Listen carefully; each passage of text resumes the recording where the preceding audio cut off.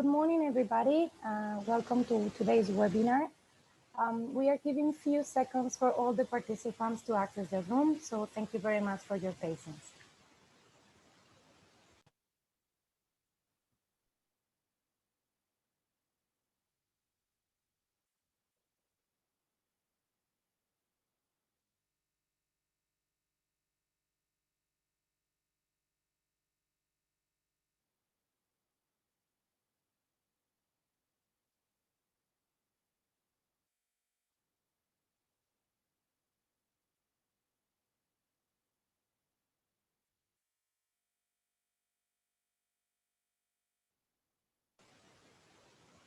Okay, I think we are ready to go.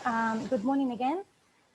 Thank you very much for joining today's session, and we would like to start today with a short introduction from Christoph Beckbari from the Hungarian Chamber of Commerce and Industry. Christoph? Thank you very much, Laura. And good morning, ladies and gentlemen. It's an honor and a pleasure for me to address you today. My name is Christoph Vegvári from the Hungarian Chamber of Commerce and Industry. I am responsible for the bilateral cooperation between Hungary and China. First of all, I would like to thank for all the support for our partners, the EU SME Centre and also the China IP SME Helpdesk. Thanks for our experts to be here with us today and giving us an insight of the e-commerce in China, how the e-commerce is working.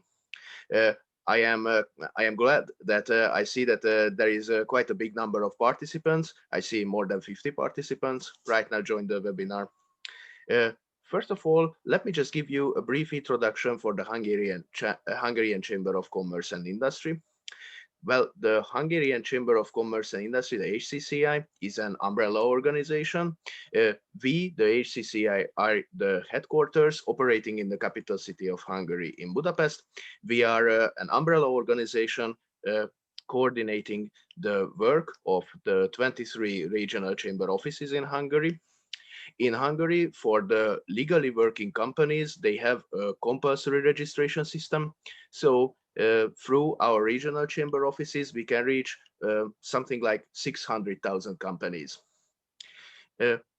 In order to facilitate the bilateral cooperation between Hungary and countries, regions that our member companies would like to cooperate with, we have established a bilateral, so-called bilateral cooperation committee system. In these committees, bilateral committees, we have member companies, Hungarian companies mostly, who would like to cooperate with that certain region, or they already have some business cooperation there. And for example, my responsibility is the Hungarian Chinese Committee. Consists of currently 128 member companies, not just cooperating with the Hungarian SMEs, but also cooperating with the biggest investors, Chinese investors who are present in Hungary, for example, like Wanhua, Huawei, Bank of China. We have members from the different fields, basically all fields that are working within the framework of Chamber and Commerce and Industry. For example, like pharmaceutical industry, water, wastewater management, IT, and so on and so on. As for the e-commerce, in the recent years, it became a very developed area in China, and also it opens up many great business opportunities to cooperate with China. Through the e-commerce, using the tools of e-commerce, you can just easily overcome certain problems when you would like to establish trade with China, for example, like the distance, just to measure it. Also, the recent pandemic situation, in my opinion, just gave a boost to this e-commerce.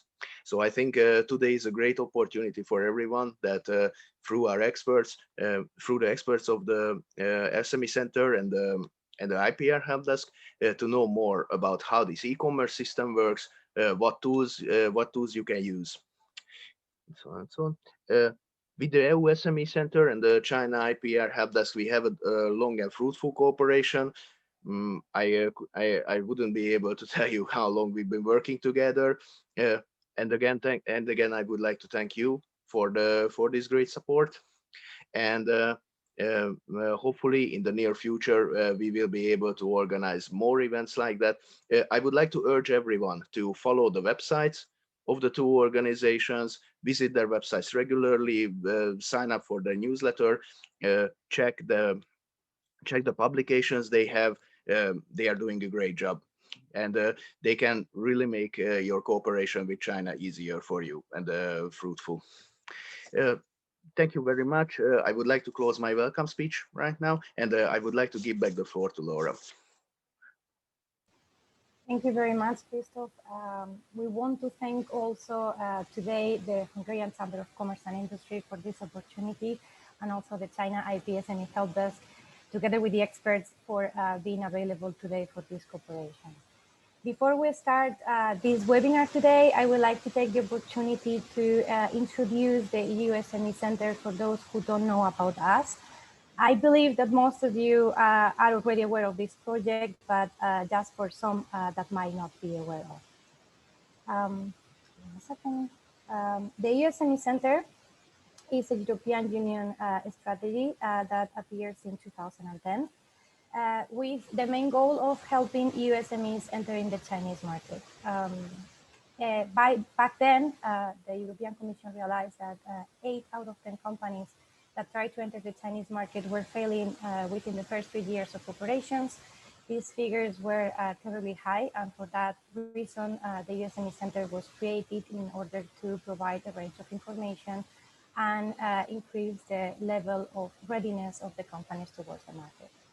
The EU SME Centre is an initiative that is implemented by 4 different chambers of commerce. You can find them at the bottom of the page, and a business council.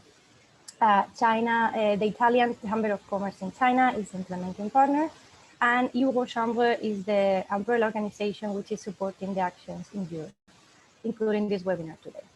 We have an office in Beijing, nearby the embassies, and we have a wide network of partners around Europe and in China in order to support, let's say, the skill sets and the workshops we are organizing. Very briefly, the services we offer can be divided in 4 different types. The first one is the Knowledge Center. I usually call it an online library. You can log in into our website and find different market reports, almost 200. Some of them are really sector focused, for instance, food and beverage, environment and green tech, manufacturing, and some others are more transversal, like, for example, e-commerce, which is the topic we are covering today, digital marketing, or some HR related topics. Here you can find some of the market reports that are related to the topic today. I have included one also that is different, which is a guide to trade fairs, which is also very important for companies trying to access the market.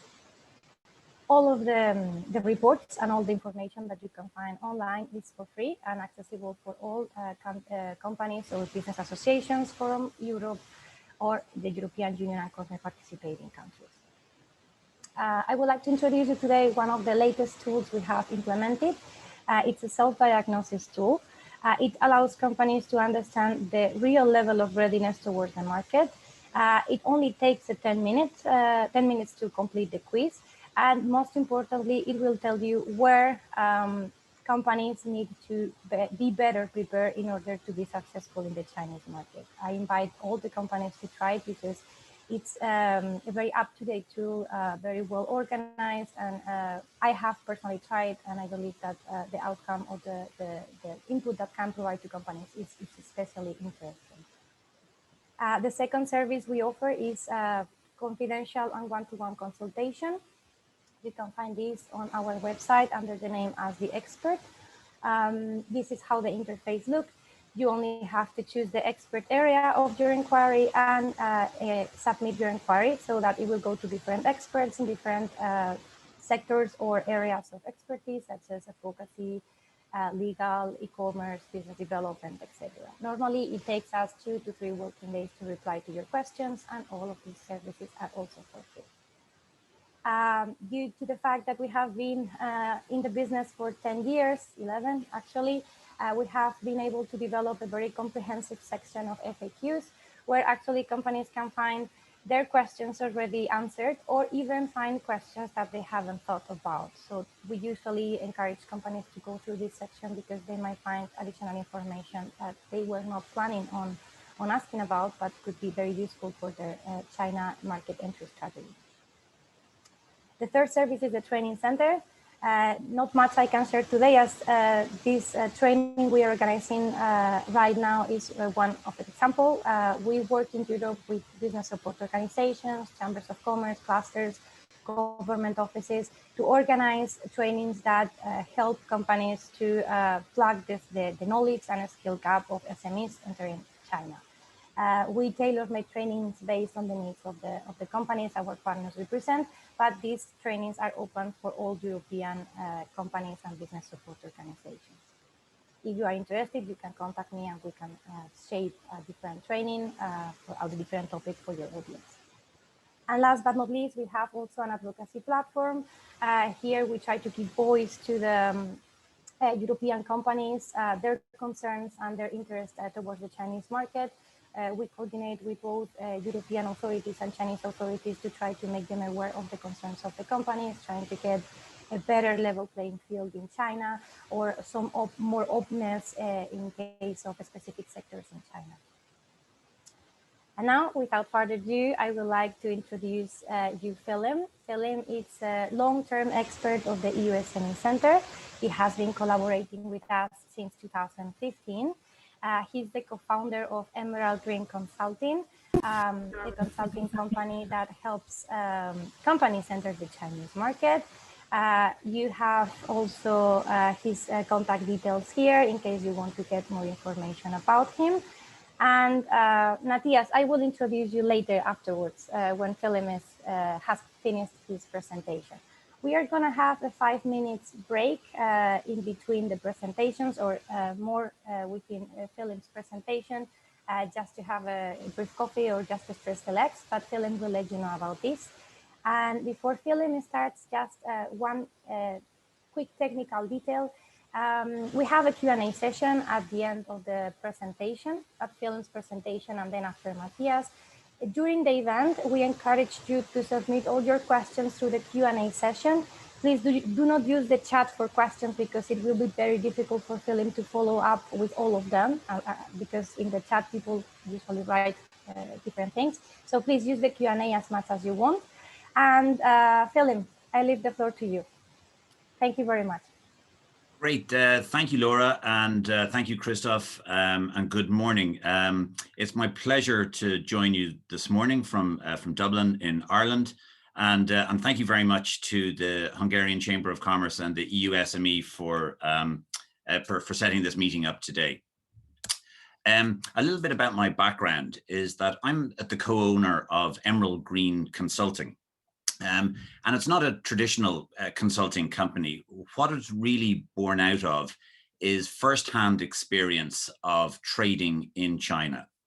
So my background is in food retail, but I have expertise in fintech, e-commerce, logistics, and selling and trading in the Chinese market. And what we're going to talk about this morning is my firsthand experience of trading into China. And it all started back in 2012 when I went on a trade mission to China. And at that stage, my business horizon had been quite small. It had been looking at trading in Ireland, exporting to the UK, exporting to mainland Europe.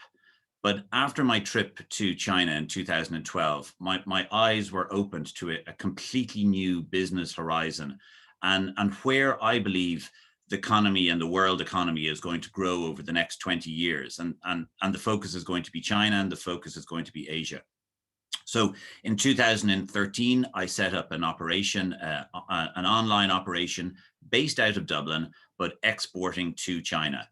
And then as we developed, we moved our operations in 2016, our logistics and our warehouse operations to the free trade zone in Shanghai.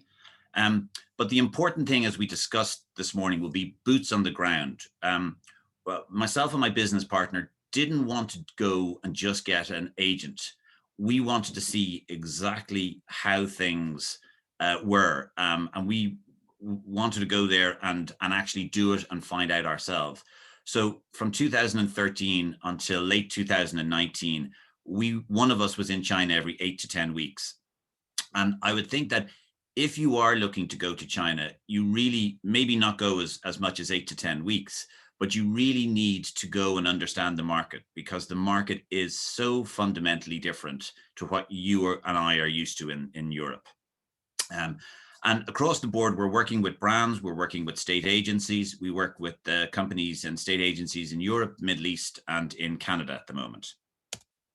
So very quickly, we're going to look at these 3 modules this morning. So the first module will what makes China different from Europe, then a little bit of the facts and figures about cross-border e-commerce. We'll take a quick 5-minute break then come on to the difference between websites and platforms. Module 4 is a bit of a case study and some pitfalls that both we and other brands made when we were going into China. And I think you'll find this very interesting, of kind of the do's and don'ts of what you should look out for when you go to China. And then we'll have a questions and answer session in the following up on that. So what makes China e-commerce so different to what we are used to? The first thing is scale.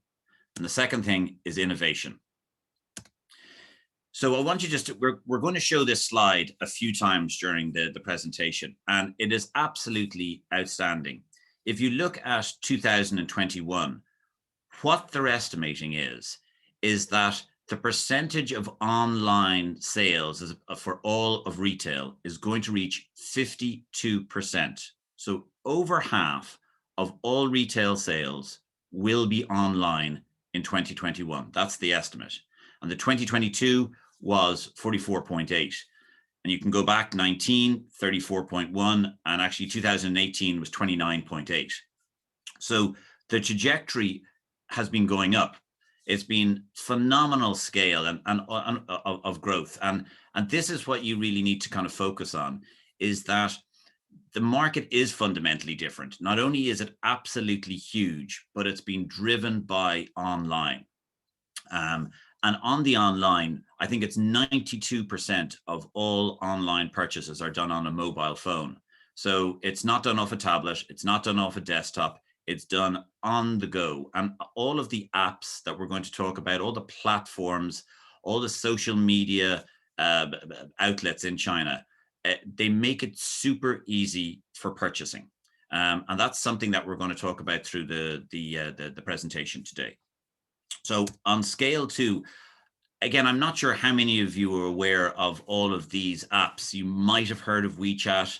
You might have heard of Douyin, which is TikTok, maybe Weibo or Baidu. But just again, on the right-hand side, you can see the scale. So WeChat has 990 million active users. Taobao, the sales channel, 820 million active users. Alipay, the payment system. So these figures are just huge. And that is one of the things that amazed me when I went to China, was just the sheer scale of the e-commerce. It's just something that from a European perspective, it just blows it out of the water. So let's go back a little bit to the birth of cross-border e-commerce. In 2008, the world was entering into an economic crash, and China was the main growth from China came from export. But China realized back in 2008 that as the world went into a recession, it couldn't export its way out to growth. So it needed to produce a domestic demand. It needed to grow domestic demand. And every 5 years, the Chinese government meet and they set out 5-year plan. And back in 2008, 2010, they determined that the economy had to grow by 7% annually. So what they did was that they introduced different rules to enable businesses from abroad to export into China and for Chinese businesses to import.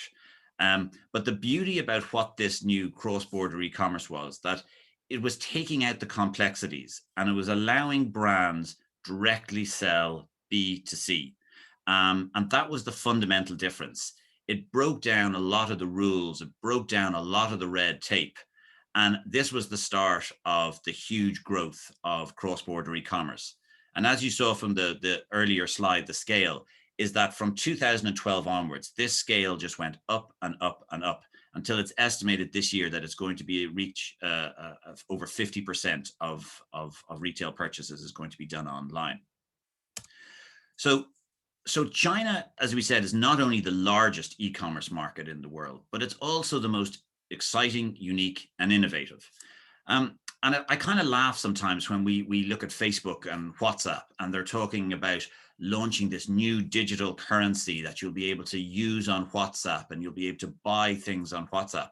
And I just go, this has been in China for 6-7 years now. So with the WeChat Pay, Alipay, all integrated onto all of the websites, being able to use it freely among society. If you're buying some lemon at the side of the road, or some mango, or if you're up on a tourist destination miles away from anything, you can scan a QR code and pay for something. So it's really, really unique. And what they've managed to do in China is they've managed to marry online and offline.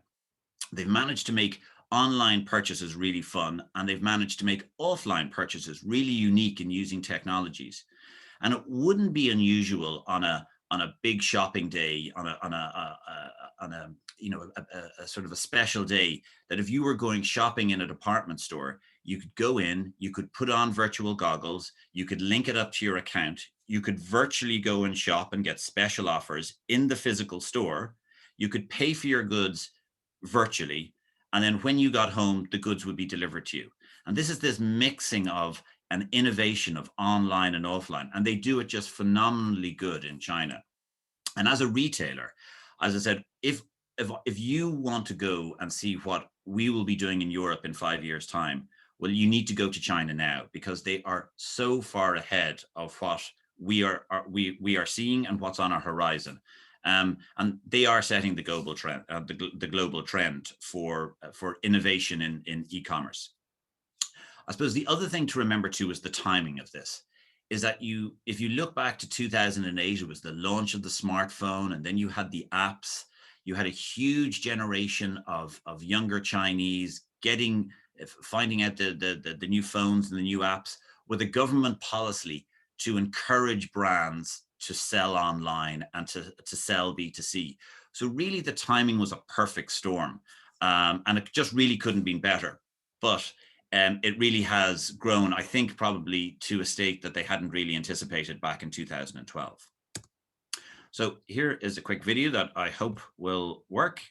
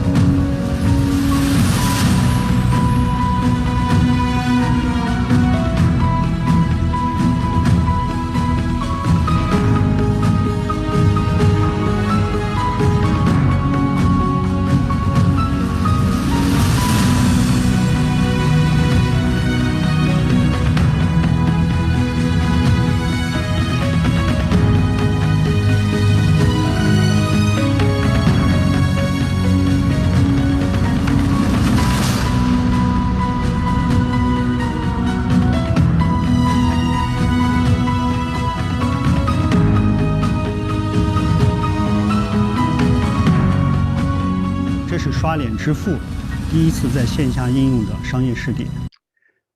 So this is really a success story of a brand that's really done super well in China, KFC. And the technology we see here that's 3 years old. That was rolled out in 2018, 2019. And it's adapted and it's evolved even more so since then, and in really simple ways, in that when you check into at the airport, a picture is taken. And then when you go through customs, if you're lost or you can't find your way to your gate, because again, the airports are quite large, you go up to a screen, and even as a foreigner, you go up and it'll take a picture of your face, and it'll know from your check-in where you should be going, and it'll direct you in English or Spanish or Chinese or whatever language to where your gate should be. So this innovation in technology is there, and they've adapted it and brought it into e-commerce and into retail.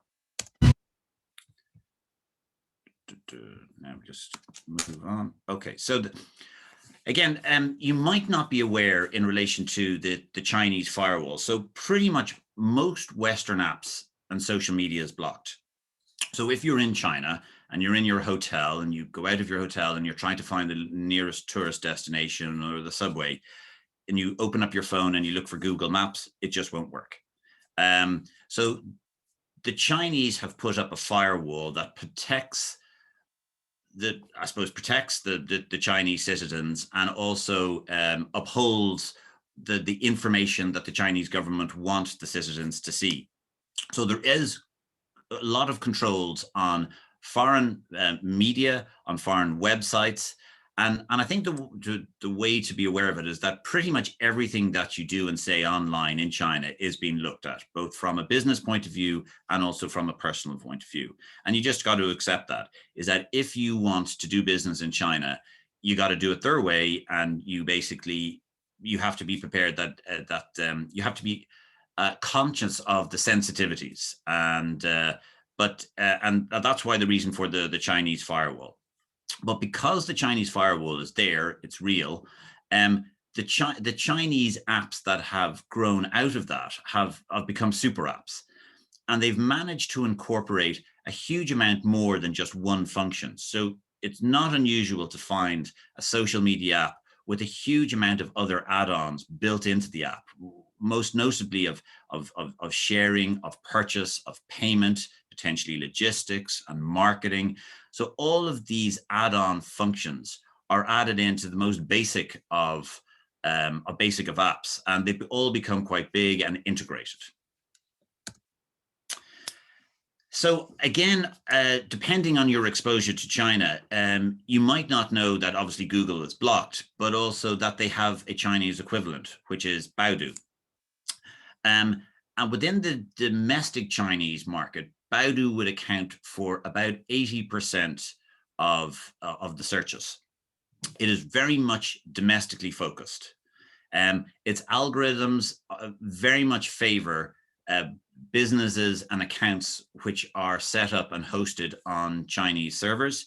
And obviously the algorithms favor websites that are in simple Chinese.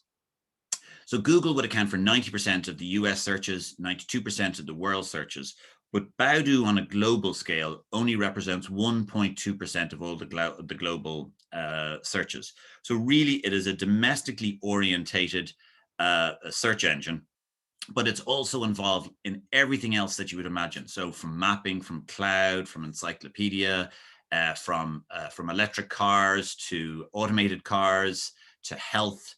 It's an exact replica of Google, and it's Baidu, and it's the go-to search engine when you are in China. And again, going back to the monitoring, the surveillance, the control, is that if you need to have an internet content provider's license, even if you're having your own website or a business, the Chinese ministry will obviously administer the license. And very interesting, to get highly ranked up the Baidu search engine, you actually have to register with the government. There's two types of licenses. You can get an individual license or you can get a business license. But again, there's an element of control put in here. So if you're getting an individual one, you will actually have to give your own mobile phone, probably your passport. And also if you're doing a business license, this is something that I remember I was quite taken aback with. When we were setting up on Taobao back in 2014, as a director, I had to give all of my own personal information. So my passport, my house details, my mobile phone. And as a director of a company in Ireland, a limited company in Ireland, I was never prepared to give that information. But as I learned in China, is that if you want to get on to social media, if you want to set up and get into platforms, if you want to sell on the likes of JD or Taobao or any of these sites in China, as a company director, you will probably most likely have to give some of your personal information, be it your passport, or someone will within your organization. So just be conscious of that. It's just a way of the Chinese authorities keeping control. And if you want to do it and to sell and to get into China, you will, or someone within your organization will have to give this information. Again, so there are other search engines. It's not as if Baidu is the only one, but it does account for nearly 80%. Google you will get, but you will only get Google the furthest you go away from Beijing. So if you're down around Hong Kong, Macau, down around southern China, or maybe up near some of the borders, you will get it. But it is very much blocked in the vast majority of places. What you do find, you see Bing there as well. Microsoft in general doesn't seem to be as affected. Again, if you're using Microsoft and you're using Microsoft Cloud and you're in China for business, it is much easier to access Microsoft Cloud-based services than Google. Google, it's tremendously difficult, but I've found from personal experience that Microsoft is much more obtainable. So in relation to Twitter and Weibo, so again, this is Weibo would be a Chinese equivalent of Twitter. It's very similar in some aspects in that the 240 characters for Twitter, 140 for Weibo. But I think the real difference is if you look at the screen here and you look at the content, to us, it looks cluttered. But in actual fact, that isn't a cluttered screen from a Chinese interaction. Within Chinese social media, within e-commerce, the amount of information, the amount of links, the amount of color is really something that is very, very different to what we're used to. But also within the difference between Twitter and Weibo is the sheer amount of social engagement and other options to share, to like, to buy, to market, to promote. It really just is, it's more from just being a Twitter account into an actual retail hub or a marketing platform. So an awful lot of companies, myself included, are using this as the way to really market, to promote, and because the restrictions in the amount of content that you can push out into the marketplace are limitless. With certain other social media platforms like WeChat, for instance, you are limited to the amount of content that you can send out to your followers. Whereas in Weibo, there's very, very little limits. So you can continually bombard, or if that's probably not the right word, but you can continually communicate and to engage with your followers and in general. So it's a really, really good platform to kind of to start off with in China. And I would encourage you to, if you haven't heard of it, to kind of look up with this and make it part of your strategy for China. I think it's one of the vital tools to use Weibo. And any of the content that you create for Weibo or any of the other channels can be used in all the other channels. So it's not just one content for one particular platform or social media outlet. You can use all of the video, all of the content, and utilize that across many different platforms and share that. So I think that's the beauty of the kind of integration of the Chinese social media network and the Chinese e-commerce, is that it is that so much integrated into each other. It would be very difficult to just look at Twitter and Weibo as one half of the same coin. Is that they are fundamentally different, and you will totally have to customize your Weibo account. There is just absolutely no way you'd be able to take your content from a Twitter and ask someone to replicate that into Weibo. It wouldn't work, and it would fail completely. But also what you have to be so careful of is staying within the communication rules. Again, you've probably all heard of the certain issues that H&M and Adidas and other brands are having now in relation to cotton supplies. Maybe 18 months, 2 years ago, Dolce & Gabbana got into awful trouble for an ad campaign. And the interesting thing about the kind of difference between the Dolce & Gabbana and the kind of cotton issue at the moment is the cotton issue is very kind of political at a government level, but from the Dolce & Gabbana issue, that was really the Chinese consumers. The Chinese consumers got very offended by the Dolce & Gabbana advertising, and it was really driven by social media and Chinese social media that caused all the problems. So it was, you know, you have to be very careful and very sensitive, not just to some kind of political issues, but also maybe offending the Chinese sensibilities. And there are differences, as I said, between West and China on these. So in relation, this is our own, my own Emerald Green Weibo account. And what, as you can see, we can post videos out on the left-hand side. We can do articles. We can do surveys. And this is, as I said, it's a great tool and should be part of your digital channel when you go into China. And we're working on a very interesting Weibo campaign at the moment. And what we're doing is that we're working with an Irish pharmaceutical chain who has absolutely no presence in China. They have no marketing, nothing in China. And what we've done is that we're beginning to post out on our Weibo links to this Western website, to this Irish website. There's nothing in Chinese on the Irish website. The only thing that we have done is that we had embedded a payment mechanism so that Chinese consumers, when they click on the link, they get to the product in the pharmacy, is that there's an ability to pay in Chinese currency. And this is, again, the first that we've worked on, and it's a really, really unique way of doing it. So what we're going to do is that we're going to post out in Chinese on our Weibo account, but it links, all of the links go directly back to the website in Ireland, and we will then look after all the logistics and send it to the Chinese consumer. So this is a drop shipping from the existing website and warehouse in Ireland.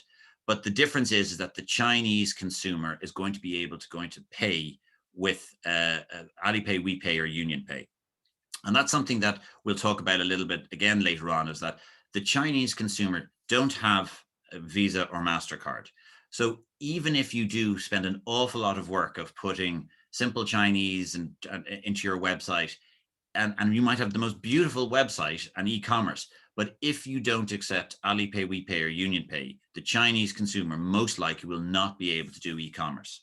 And the market is still very small, is that I think that only 27 million people are actually purchased off a Western website I think the figures were from 2019. So it is a very, very small market, but it is growing. But there's no way that you will be able to do any e-commerce unless you have the ability to accept Alipay, WePay, or UnionPay on your website. So another thing that's interesting in Weibo is that if this is your first move into China, most likely the Chinese consumer hasn't heard of you. So what you should use the Weibo as is a way of doing a little bit of pre-market analysis, is to maybe sign up account and start doing surveys and start posting out and start getting customer feedback. And this is a really, really good way of kind of a cost-effective way of dipping your toe into the Chinese market without having to go to all of the setup right from the beginning. So that really is the first module finished. Again, if there are any questions, we will go through them at the end. But Laura, if there is anything in particular that jumps out at you, if not, what we'll do is we'll jump into the second module, which is cross-border e-commerce and figures. I suppose if you're not online, is it possible to go into China? We'll have a discussion about that. How is COVID shifting the market? Again, the figure that we showed about the scale is showing that. And general trade versus cross-border e-commerce. We'll talk about all these in the next module. So we talked about this. So we can see that the shift has already happened. So back in 2018, the online market was just under 30%. It went to 34% in 19, 44% in COVID first year, and on up to 52%. So in answering the kind of one of the questions is, has COVID shifted the marketplace? I think, as Christoph mentioned earlier on at the very beginning, is that in his opinion, and absolutely in my opinion, that the online market is growing even bigger. It probably wouldn't have got to 50% in 2021. It might have been later on in 24, 25, 26, but certainly COVID has shifted the dial in China and really pushed ahead on e-commerce. And I think, as you can see from the figures, these are only estimates, but I still think it absolutely is possible to go into mainland China in general trade, go onto shelves, find a distributor and an agent. But again, I think the cost effectiveness, the ease, the less restrictions, I really do think, and I would advise you from my experience, would be is to really look at online as your first port of call, and maybe general trade as your second port of call. But I'm sure in the questions and answers we can discuss this in a little bit more detail. So again, just to look at last year and this year, last year bricks and mortar declined by 18.6, but again online grew by 27, nearly 28%. It's going to grow at 21% online this year, and again we're going to see bricks and mortar decline again. And I think this is a similar trend that we're seeing across Europe. You know, there is a struggle, and I'm in the retail game as well. I have 22 restaurants with both online and offline facilities in Ireland, and we are absolutely, we're completely shut at the moment. But even in 2019, we were seeing the growth of online, and during lockdown, online is the only thing that we're able to do. So I think this shift is happening in Europe, and the interesting figures from last year and this year to see, and maybe into 22, 23, to see where has the shift gone. Because if you look at across the world, the penetration of online, you can see here China is up at 52%, South Korea, look at it at 28%. This is where China was 2 years ago. The UK within Europe, again, going back to 2020, I think that figure in the UK was around 21%. So they were the best in Europe in 2020. Obviously a huge jump in 21 in COVID. And right the way down the market, you can see Denmark, Norway, but even the US, only 15% of the purchases, of retail purchases, are done online. So China is nearly 4 times that, or 3.5 times that. And the EU average is 11.2. So what we are used to, as I said, is so small compared to the Chinese market. And going back to the very start slide of what makes China different is the scale and the innovation. And here it just shows you what we are used to in Europe is so different to the Chinese market. And online is definitely where it's at in the Chinese market. So I think there are obvious barriers to entry when you're talking about China. Obviously, there's the language issue. There's an element of trust, and like this is like any business that you're going, or any country that you're going into. You as the manufacturer or the brand have to decide: are we going to sell online? Are we going to sell offline? Are we going to try to do both? Are we going to try to find a distributor or an agent? Are we going to try to do it ourselves? Are we going to do B2C? Will we do everything drop ship from our own logistics in Hungary? Are we going to go to a free trade zone? Then there's all the customs issues. There's obviously the different regulations. And really crucially, there's a currency. Again, in Hungary, if you're deciding that you want to sell within the European Union, it's so simple. If you decide that you want to do trade in Russia, it's relatively simple on the currency exchange. I know there's certain difficulties, but within China, there are real difficulties for companies getting money in and out. So these are kind of the things that you would be the obvious barrier to entries when you were sitting down and deciding if you wanted to go into China or not. But there's some not so obvious barriers to entry. Is that, as we talked, you have to understand the unique online shopping ecosystem. So it's not a case of just sort of saying, well, I have an e-commerce site, I'm going to put it into simple Chinese, and the Chinese consumer are going to come and shop with me. As we talked about, is that if you don't have Chinese payment on it, you certainly won't be able to get a transaction. And if you don't do some element of marketing in China, you certainly won't get Chinese consumers to find you. You also have to understand the difference between platforms and websites. And this is something that we're going to go into in module 3. But as I've said, is that Chinese consumers just don't buy off websites. Even if large brands like Gucci and North Face or any of the large cosmetic brands, they may have Chinese websites, but the e-commerce is all done off the large platforms. And the reason being is that, one, Chinese consumers just really don't go to individual websites. They will do a huge amount of research on a product, but they will do it on one of the major platforms. So you would have Alibaba, you'd have Taobao, Tmall, JD.com, NetEase. There's a huge amount of platforms. And again, we'll go through this in a bit more detail, but the integration within these platforms is that there is so much information that they make it super easy for the consumer to buy. So obviously too, is that we talked about, is that if you don't have Chinese payments, Alipay, WePay, you won't be able to do e-commerce. Because only 8% of the Chinese consumer have credit cards, and if they do, it's most likely it's going to be a Union Pay credit card. You obviously have the Chinese firewall. So we're doing this test with McCabe's Pharmacy, and one of the first things that we had to do is that we had to see, was there any restriction, because the McCabe's Pharmacy in Ireland was based on an Irish server. We had to first of all check to see, could a Chinese person actually get access to this website from China because of the Chinese firewall?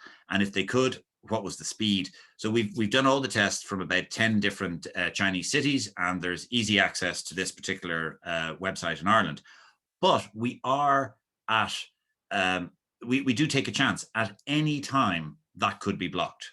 So our whole strategy, the brand's whole strategy of doing direct selling into China from its own warehouse could be stopped at any time. We have no idea, but it's worth trying and doing a test on that to start off. The other importance, again, we're going to talk later on during the models, is social influencing and the effect it has on sales. And I'll go back to a very early example of back in 2015, when we were moving from selling into mainland, from Hong Kong into mainland China. And we got an account on Taobao, which is a very large online shopping channel with probably, back then, I think it had over 100 million individual shops on the Taobao platform. And one of the things that we learned very quickly was the comments and the customer service. And even though we were based in Ireland and there was a 7 to 8 hour time difference with mainland China, the Chinese consumer wanted to engage with us before they bought, as they bought, and after they bought. So we had to have a Chinese person in China in real time asking questions for our customer.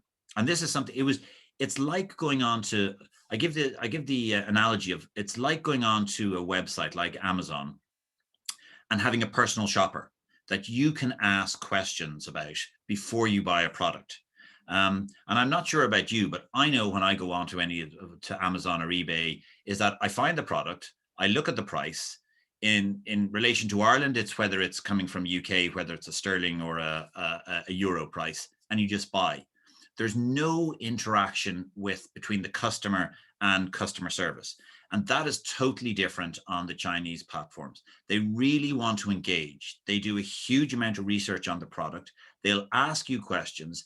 They'll expect a response. And then once they've got the product, they'll take pictures of the product. They will post it up online and they'll give you a review. And if you don't answer the review or comment on the review or send a little smiley face back, this will affect your ranking and their satisfaction rating. And that'll follow on to the next customers. And if you drop down from a 5 to a 4.5 to a 4, the next customers will see and they'll ask you questions on that. So social influencing and the effect on sales and customer service is something that you really, really need to take very seriously in China. And I know everyone talks about customer service being very important, and it is, but in China, it's taken to another degree. The other not so difficult, not so obvious barrier to entry is the CIQ, the Customs Import and Quality Requirements, the customs really. And they are, they're not difficult to get around, but you do have to be aware of it. And there are different rules, which we're going to go to in the next slide. There are different rules and regulation for customs import and quarantine for going into general trade and going into online. And this, these requirements might determine which route you go, whether you go online or offline. But the very, very first thing which I would recommend you to do, and this is where the EU SME Centre are absolutely brilliant at, is the whitelist.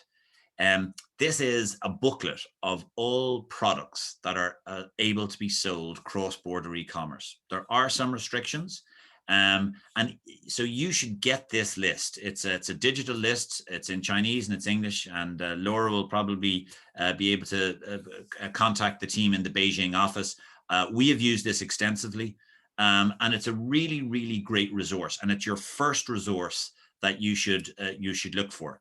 Again, there was a Finnish company that we were working with that was doing chewing gum that had Stemmerol in it.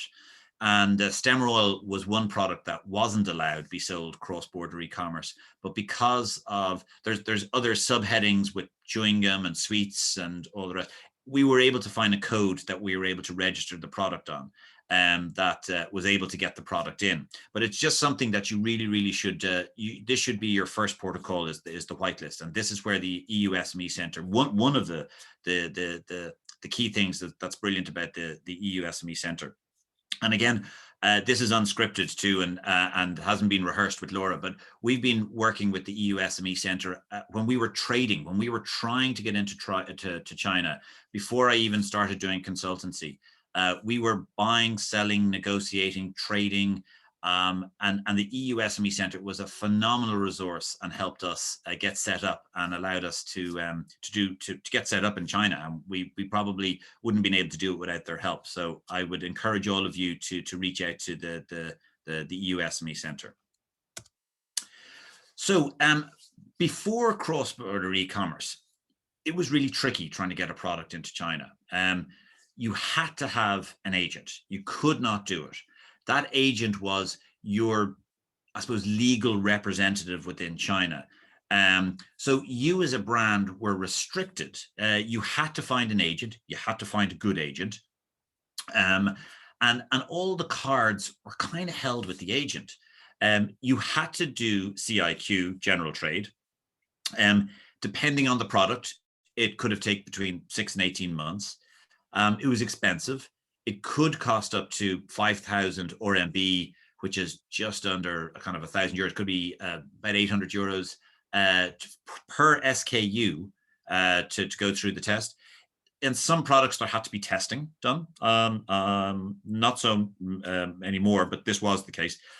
A big fundamental was the labeling. So anything going into China, going onto a shelf, had to have Chinese labeling. And that's become more and more detailed since 2012. And also too, which is quite interesting too, and I know when I was working with some brands, the general trade, the amount of information about the product, not just percentage of ingredients, but there was quite detailed information regarding the chemical makeup of products. And I know some brands that we looked at just said, we're not going to give this level of information, and decided not to go into general trade. So remember, this is all pre-cross-border e-commerce. Now, again, if you are going to go into general trade at the moment, you still have to fill out general trade term CIQ, but there is an alternative now, but you still do have to go through a CIQ for general trade. But as I said, you have an alternative. You had to have the Chinese distributor, and all of the data, all your sales information, all of your marketing information was kind of held with this distributor. And we came across this Australian brand that Australia, New Zealand, Japan and Korea are so far ahead of Europe on on integration and sales into China. Maybe their closeness to the market, but they really have focused and really have got in there kind of ahead of European brands. But this Australian business back in 2010, 12, 13 had set up a tremendous business, had a great agent, was doing great business, had done its forecast for the next 2 years of 15, 20% growth, and then suddenly all of its sales stopped. They were getting no order from its distributor. They flew over to Shanghai, they met the distributor, and the distributor had simply just found another product at a cheaper price. And the Australian company was literally just cut out. So no more orders. So they said, okay, well, that's fine. We're disappointed, but can we have the data for who our sales clients are? Nope. No data was provided. So it is something just to be aware of it. There are tremendously good distribution agents that we've worked at, but again, you have to find the right one. So just be careful if you are going into the general trade. Remember that once you give the information over to your agent or your distributor, you really don't have control of it anymore. So it's just something to be conscious of. And also too is that there are higher taxes and duties when you're going into doing it through general trade. So it's just something to be aware about. So the Chinese government, we're back to 2008, 2010. They're trying to grow domestic consumption. The world's in an economic slump. China's not going to be able to export their way out of it. They've got to grow the domestic demand. What do? They come up with a streamlined process for cross-border e-commerce. And what this meant is that they created the CIQ, which was so much more simpler. It was really, really fast. We're talking 3, 5, 7 days fast. It was really inexpensive, 25, 50, 75 euros, depending on the product. It was all done, there was no testing. Really importantly, there was no requirements for any packaging changes. So if you can imagine, you were selling your products to the Chinese as if the Chinese was your domestic market. And it was B2C. So it was a really, really brilliant, simple way to get products into the Chinese hands and to grow this domestic consumption. It was really, really simple to do the CIQ process. It's all done online. It does have to be done in Chinese, but it's quite a simple Excel spreadsheet just to fill in and submit. As I said, you could sell direct to the consumers. So you held, as the manufacturer, as the brand, you controlled all the content. You controlled all of the communication. You knew who your customers were. So this is really, really important. You did not also have to set up a legal entity. So while I do have a Chinese company, I don't have to have a Chinese company. I can do all of our operations from Dublin, which we do. We have a small office in Shanghai, but basically the main focus of the business is all driven from Dublin. So that's something that cross-border really you should look at very as the first thing for getting into China. Yes, general trade is for some brands is the way to go, but I really think the size, if depending on the size of your business, you really should look first at cross-border e-commerce rather than general trade. But there's no reason why you can't do both. And also I'm working with the brand that has decided to do online and offline strategy differently. So they found an agent to do their online, even though they don't have to do it, and they found an agent to do their general distribution, 2 different agents. So again, that they're mixing and matching so that they can keep some control of what's happening. And also the beauty of the cross-border e-commerce is that there was lower taxes. It's very, very simple. Depending on the product, it could be kind of 11.8%, it could be 7%, but it was much cheaper to do. So they're the real core differences between general trade and cross-border e-commerce. So another example is the speed to getting your product into China. So again, you can decide if you're going to do fulfillment from, so do B2C, do all your marketing in China, But like what we're doing with the Irish company is have your fulfillment in Hungary. That's one way to dip your toe into the market. The other way then, like which we did in 2016, is moved all our operations into the free trade zone in Shanghai. And there's multiple free trade zones now. They're opening up all the time, all over China. So it's not just on the East Coast. They're moving more inland and down south as well into southern parts of China. But the beauty of having doing cross-border e-commerce is you can either do it from your warehouse in Hungary, or you can move it to mainland China, into a free trade zone. Having it in the free trade zone means that you can get the product obviously quicker to the consumer, which is one point, but also by having you can have smaller quantities. You don't have to talk 20-foot or 40-foot containers. We were selling out 1, 2, 3 pallets and just holding them in the warehouse for one particular brand. So again, you don't have to tie up huge amounts of capital and have it sitting on the ocean for 6 weeks and passing through customs. In 2016, when we launched our WeChat store, we ran out of some products within the first 2 weeks. And it was a Saturday morning. And I remember picking up the phone to the manufacturer and saying, I need another pallet. And by Monday, we had that pallet picked up. It was on a plane Monday night in China on Thursday, through customs Friday, back on sale on Saturday. So it took us 1 week to get our product back on sale after we launched the store. So that's the kind of beauty of cross-border e-commerce and utilizing air freight and having a free trade zone that you can just hold minimal amount of stock in. As I said, it could be down to the pallets. Again, because of the sheer plethora and the huge amount of choice, is that there are so many different platforms to choose on. You might decide at a brand that you want to go to a specialist platform, or you might want to go to a huge behemoth like Tmall. So again, you can pick and choose. As you're selling B2C, again, you, the brand, you, the manufacturer, are in control. You also control all the content. And this is very interesting too, is that you might decide to reposition your brand going into China. So for instance, Pizza Hut is a classic example. So Pizza Hut would be kind of an entry-level kind of fast food pizza. But in China, they decided to go to the middle upmarket segment, somewhere where you would bring your wife out for dinner with, or as a real treat. So they repositioned themselves when they went into China. And that again, because if you're doing cross-border e-commerce, you're in control of all the content.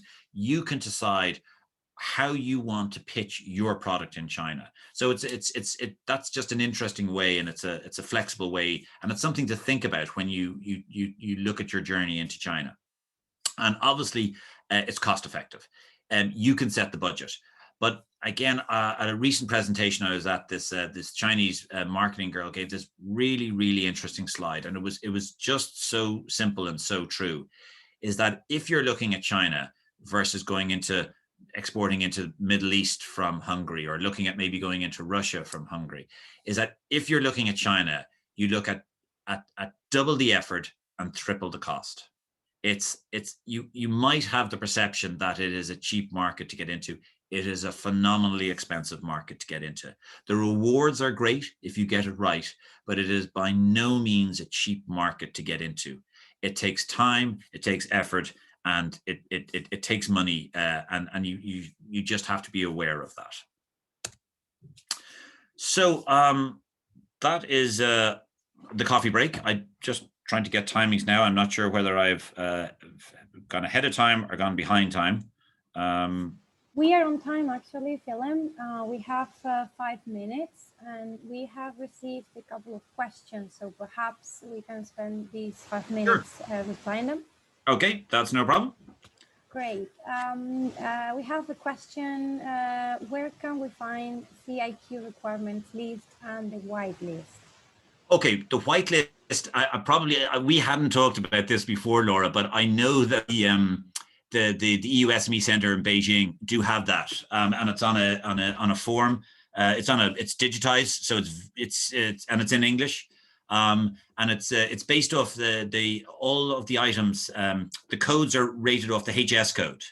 So the individual product, the brand would look up the HS code, and then they would see whether it's allowed or disallowed. And there are sub-brands. So even initially, if the HS code isn't there, you can look at sub-brands, like the example I gave you of the Stemmerol and the chewing gum. But the EU SME Centre absolutely has that whitelist. It's updated every year. Exactly. That's what I was going to say, that, well, we do have the list. You just have to send us an email, or you can actually require this information to the Ask the Expert section on our website, and we will be able to share it with you. Yeah, and the CIQ list, it's slightly different per product. So if you're going in with a chemical or a cosmetic, they're slightly different if you're just going in with a box of biscuits. But again, there's services that do it. We do it. There's plenty of companies that do this, which would register the products with customs.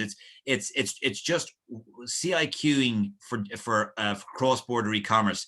It's really just registering your product with customs so that the right amount of tax will be collected when that product is brought in by a logistics company. That's really what the CIQ is all about. It's really just about revenue collection. Okay, thank you very much, Felim. There is a second question, and actually we got a third. I will read the second first. Okay. How are taxes and duties calculated for the cross-border e-commerce process? Yeah, so again, it varies on the product. So if you're selling infant formula, I think it's 11.8%. If you're selling biscuits, it could be 5.6%. So there are different rates depending on the type of product. And again, I'm just trying to think, is that in the HS code? That could be, again, there's some document. I'm just trying to think, is it in if it's in the whitelist or not? But it's if it's not on it, the logistics company should have that. And again, it does change from year to year. So for instance, I know that they've in 2019 they were making it easier for cosmetics to go into China, and they were setting up a new free trade hub in Beijing specifically for cosmetics. And again, there was a change to the tax rate. So again, I haven't looked at it specifically in the last 18 months because I haven't been working with cosmetic companies, but depending on the type of product, there will be a tax rate associated with it. Thank you very much, Felim. We have a couple of minutes more. There's a question, what about selling online in Hong Kong? Perhaps this might be out of our scope. Yeah. Hong Kong that was our first port of call back in 2013. Hong Kong is like selling into Berlin. It is super easy. There's no tariffs. They use all of the payment mechanisms that we would use, the Visa, MasterCard, PayPal, Stripe. They use all the social media. Now, again, up until last year, Facebook is still fine. Instagram is still fine. So they use all the Western social media and the Chinese social media. So it's really super simple to sell into Hong Kong. We started our business in 2013, and we were doing 42-hour door-to-door delivery from order to delivery of infant formula to Hong Kong.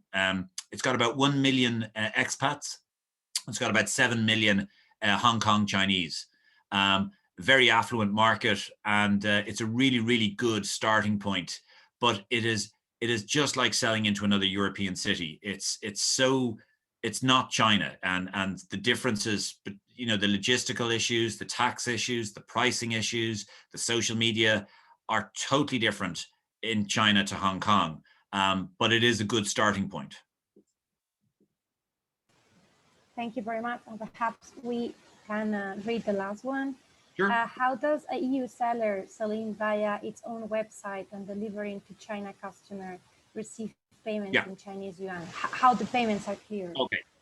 Yeah, and this is the trial that we're doing with the Irish company, and this, to be fair, is very new. We're actually only in trial phase at the moment, and we're doing we're going to be doing a kind of a case study in I think it's in May or June with with Petra and the Flanders kind of. Anyway, we're going to be doing a case study later on during the year, but you need a payment gateway. So what we have we have a partner which has it's been set up for about 10 years. It's got authority from the Chinese government to be able to do e-commerce and to be able to transfer the money into sterling, euro, yen, or dollar. And transaction plus 4 days, it's able to transfer the money back to your European or bank account in America or wherever you want to go. And it's got government approval. So this is a bit of software that you would put into your website. And when the customer gets to the checkout page, they will see, as well as seeing MasterCard and Visa and PayPal and all the others, there'll be a drop-down menu for Alipay, WePay, and UnionPay. And the Chinese consumer then can pay. And that then, it goes to the payment gateway, and transaction plus 4 days, the money goes back into the merchant's account. Okay, thank you very much. If the participants don't mind, we are gonna keep on answering the questions, but afterwards, once we have completed Felim's and Matthias' participation, not to be very late on the schedule, as agreed, we are gonna have a very short break, 5 minutes, just to stretch everybody's leg and perhaps Felim to get some water. That's exactly where I'm going. Talk to you very soon. Okay, great. Thanks for that.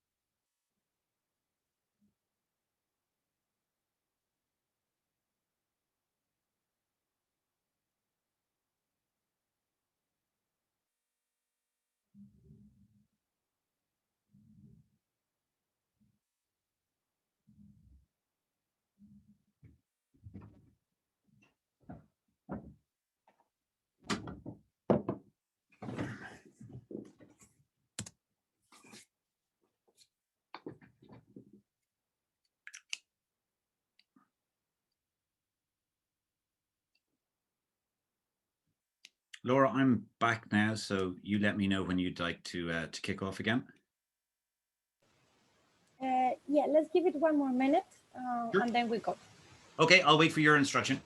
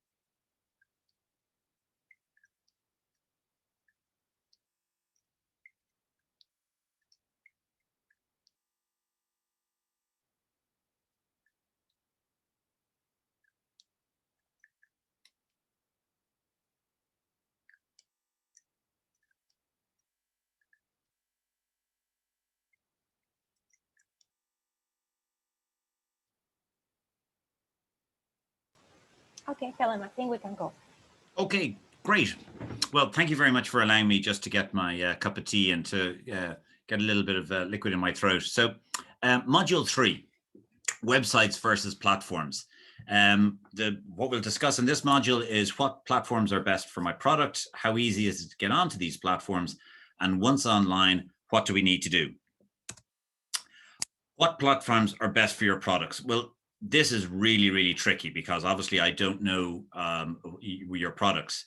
But there are just so many ways what you should to think about this is that, and we'll go through all the differences and some of my ideas and observations and some of the pitfalls I think to look out at. So you have general massive big platforms, the Tmals, the JDs.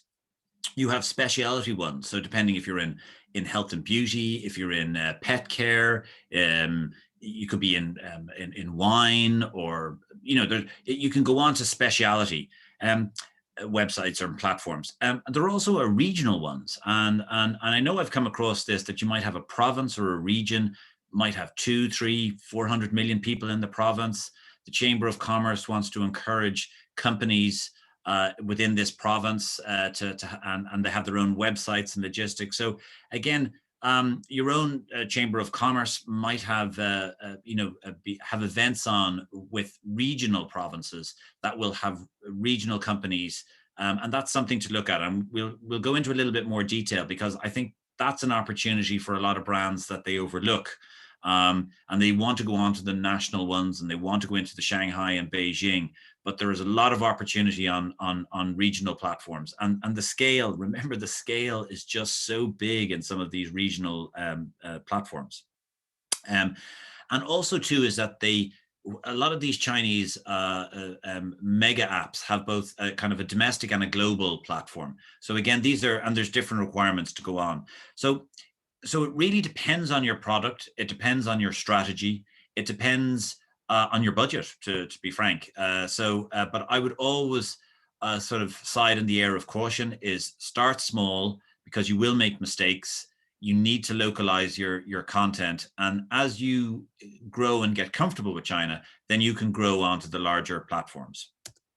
And I just wanted to put this slide up because, again, depending on your interaction with China, you probably have never seen pretty much most of these apps. Again, because of the firewall and the closed system. So you obviously have Didi, which is Uber. You have Alipay, which is the payment. You have WeChat. I'm sure you must have all have heard of WeChat, but WeChat is the absolute super app of China. And it does absolutely everything. And just there's no Western brand or no Western app that comes near what it does. And every year it just gets bigger, and it's just huge.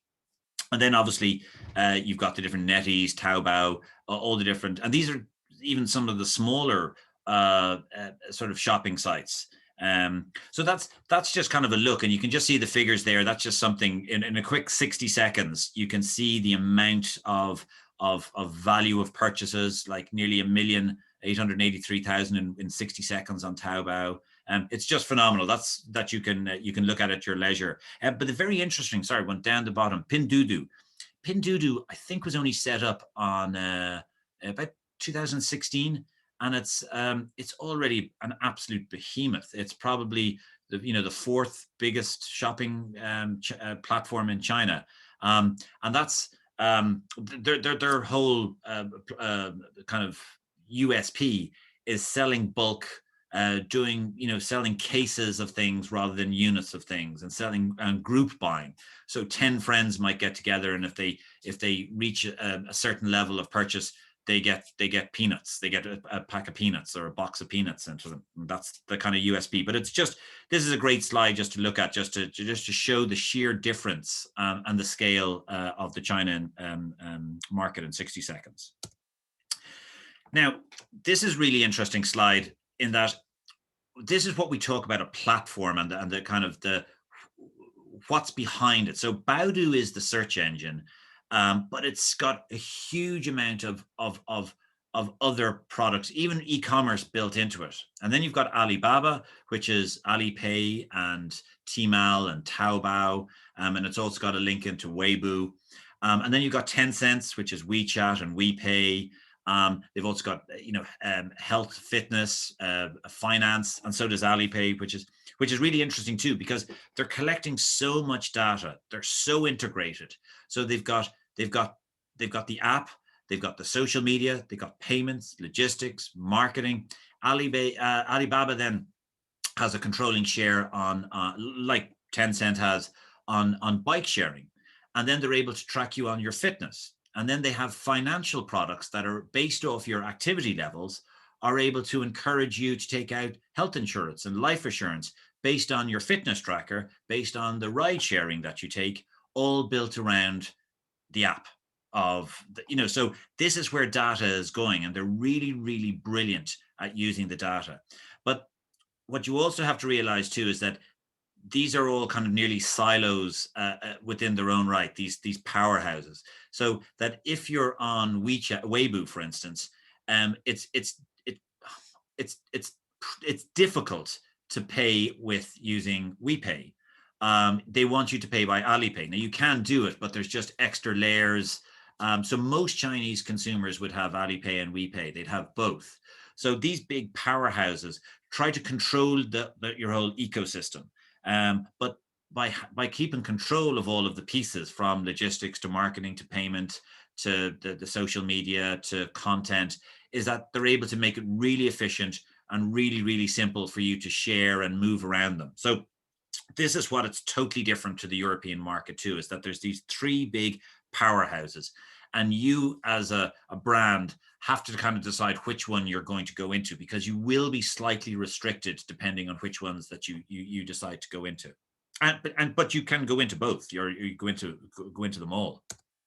So here you have Tmall on the left. So I've circled kind of the difference, because the Tmall is part of Alibaba Group, and it's huge. It's an absolute behemoth of a brand, but they've got a Western Tmall Global and a Tmall Domestic, and we'll look at some slides later on. And then you have JD, which is the second biggest. And again, you may or may not know or have heard of Singles Day. Singles Day is 11 years old. It used to be a student movement and a student kind of day that they conspicuous consumption, where if you didn't get a Valentine's, that you'd maybe buy for yourself, and it was a treat for yourself. And Jack Ma thought this was a great idea, and he brought it into the online sphere back in about 10 years ago, and it's turned into an absolute juggernaut. The exact figure, so this is a one-day sales event held on the 11th of November. So 11/11/11/11 Singles Day, and it's all about buying for yourself. Now, I don't have the exact figures for last year, but in the round, Alibaba, one day, just sales for one day were $34 billion US, and JD was 25, 26, maybe even a bit more, 27 billion US. That's sales for one day, one company, companies. So it's just phenomenal figures. Nearly 60 billion across 2 companies sales in one day. Again, it goes back to scale. So this is the power of these huge, big mega platforms. Now, so how difficult is it to go onto these platforms? It's tremendously difficult, in my opinion. So I've been talking to Alibaba for so long to try to set up an Irish store. And also I've been trying to get brands to go on to Tmall. And yes, it's absolutely possible to do, but you need to be conscious of a couple of things. The first thing is that I'll start with the expense, is that the Tmall JD, they don't really like talking to Western brands directly. What they like to do is they like talking to an agent. So they will expect you to have an online TP or an agent, a trade partner. So while you do have control of the content, you do have to put all the content through this TP partner. This TP partner obviously takes a cut. And then if you want to promote on these platforms, first of all, if you want to get listed on these platforms, you have to apply and you have to be within, you have to be accepted. They're not taking applications in the baby formula and some of the baby product ranges. So if they have too much products within certain categories, even if you have the best product, the best Hungarian product, it's the best in Central Eastern Asia, it don't matter. If there's too much competition, they won't take you. Then if you are allowed join, you're going to have to pay 200,000 to 400,000 RMB as a fee to join. You then are going to have to put a security deposit down. And this is really interesting. You'll find this on a lot of the websites, and it's something to be aware about. And I've come across a couple of brands that this has happened to. So you have to put down up to $20,000 security deposit. And this comes down to customers are king. If a customer has any issue with the product, the platform will automatically give them a full refund. You as the brand most likely will have no idea of this refund.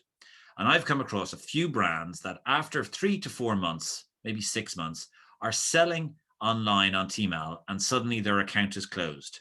And they have to go onto their TP and find why is their account closed. And they suddenly find out that their $20,000 deposit has been used up. And they said, what 20,000? What do you mean? And they had no idea that there might have been a product fault or a customer issue, loads of customer issues, and the platform will just do deposit after deposit or refund after refund. Suddenly the deposit's gone, the account is blocked. And the brand has no idea of the brand issues. It could be a fault with the product. It could be whatever. So this is something that you have to be super careful about, is the deposit and how close you are to your TP.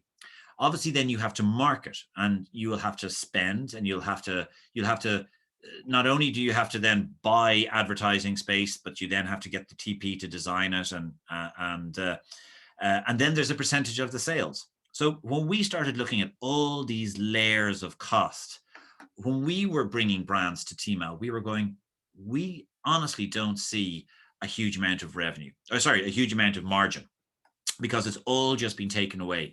And I have talked to 2 large retail chains, one in Finland, the K Group, the Kesko Group, and one in Ireland called SuperValue.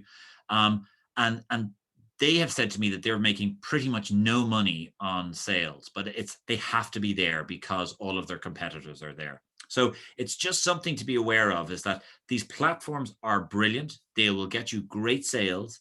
You will have to engage with them through a TP partner. You won't be able to talk direct, but really, really, really look at your bottom line. Run the figures before you actually commit to some of the big Tmall and JD.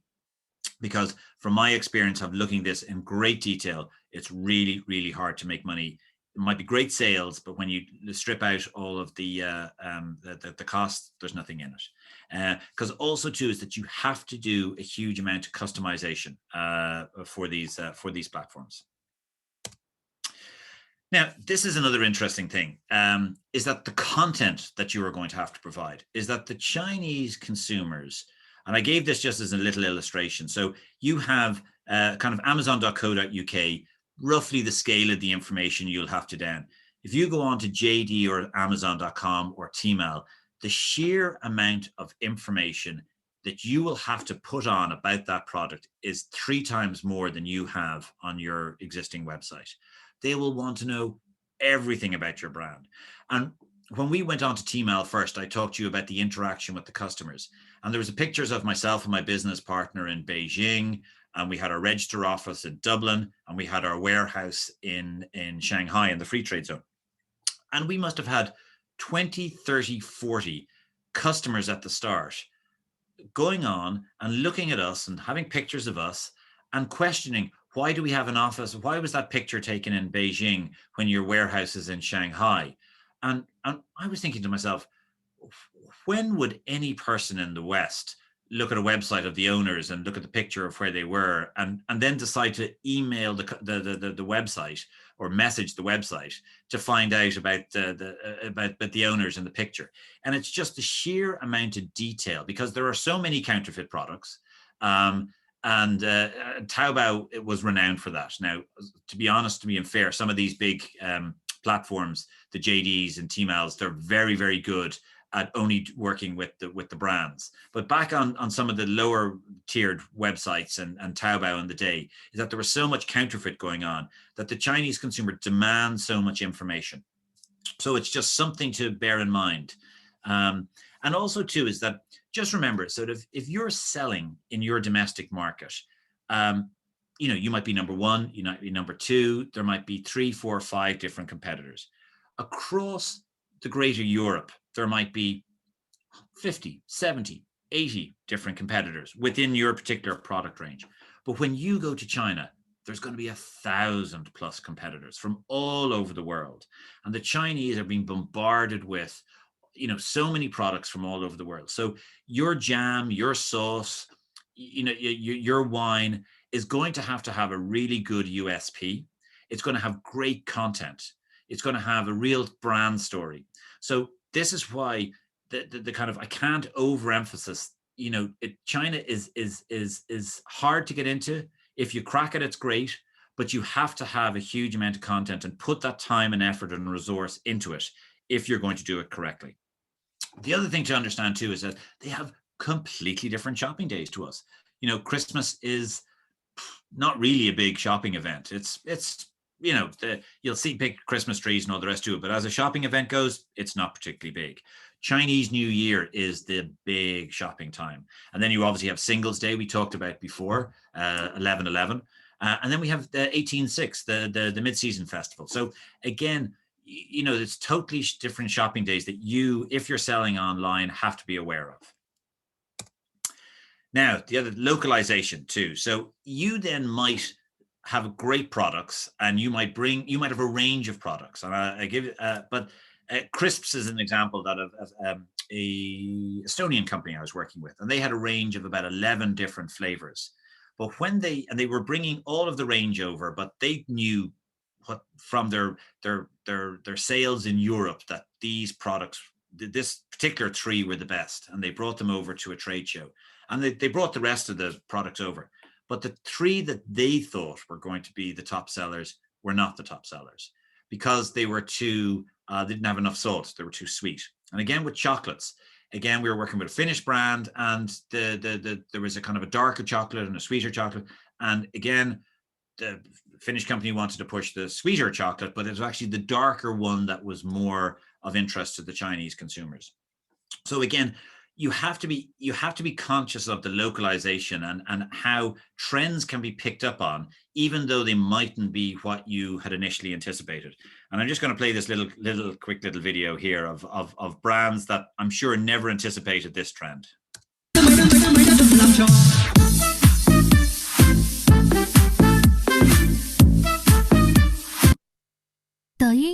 So this is, I have seen so many kind of, mainly girls actually, sort of 18 to 30-year-olds. And this is really kind of Instagrammable or Weibo. They go out, they go into supermarkets, get the little miniatures, get their little fruit juice, and go off and sit down somewhere nice and take a picture of them drinking their little cocktail. And it's just a localization that I don't know whether Absolute or any of the brands know about it. I'm sure they do. But but this is something that your brand can be taken in a different way, and you sometimes need to go with it. And also too is that the flavors or the range that you might have might not be the ones that they might not be the ones that the Chinese consumers take to. So again, be flexible, do your research, go to the trade fairs and try these products out and get feedback from it. Just before we start the next one, I'll probably just give another example of this. Is that one of the supermarket chains that we were doing is that they had a range of about 60 different breakfast items, own brand breakfast items. And they were selling 15 of these on Tmall. They had a global Tmall store. But they wanted to know what were the next range of products that they should bring on to Tmall. And the TP was saying, well, you're the retailer, you should know. And so the company came to us and said, is there a way that you can do some market research before we launched the product? So what we did was that we got hampers of the products. We brought them out to China. We got them sent out to China. We organized for 10 KOLs. Sorry, we had 10 influencers to organize breakfast morning and invite 10 of their friends. And what we did then is that we had certain, the influencer then had to do tasting sessions. They had to then take pictures. They had to then give advice on what they pay for the goods. Did they like them? Did they not like them? And we fed all of this information of 100 people and 10 KOLs back to the retailer. And they were able to decide then of what products to go onto Tmall next. But the great thing was is that they already had content. They had localized content from these breakfast mornings. So it's just a way of, kind of linking in your pre-analysis, of doing the test before you go to market, rather than going to market and finding out 6 months that this flavor doesn't work or something like that. So that's just a kind of a little trick that I would do. It's a very cost-effective way of doing it, but it might save 6 months of trial and error when you actually do launch your product into the market. Okay, so that module 4, the last module, is the cross-border e-commerce do's and don'ts. We look at some facts, pitfalls, a bit of case studies, and what your first step should be, a bit of the customs, logistics and warehousing, and marketing and live streaming and KOLs, key opinion leaders. So this is a great example of the do's and don'ts, or who got it right and who got it wrong. On the left, you got KFC and, on McDonald's. And if you look at the menu, you could be anywhere. You could be in Hungary, you could be in America, you could be absolutely anywhere. It's standard burgers, fries, and a Coke. Now look at KFC. The only place you're going to get that menu is in China. And right from the early stages, KFC got it absolutely right. They went localization, localization, localization, customization right from the get-go. So McDonald's now in China has 2,500 stores. KFC has 6,000. The target for KFC is to get to 15,000 stores in China by 2025. 2025. Okay, so that's how quick, that's how fast they're going to grow from 6,000 stores. Worldwide, McDonald's has 36,000 stores and KFC has 23, but it's going to surpass McDonald's within the next 5 to 7 years because of its China strategy. McDonald's, even after 20 years, has 5.6% of the market. KFC is still powering ahead 11.8. KFC just got it so right.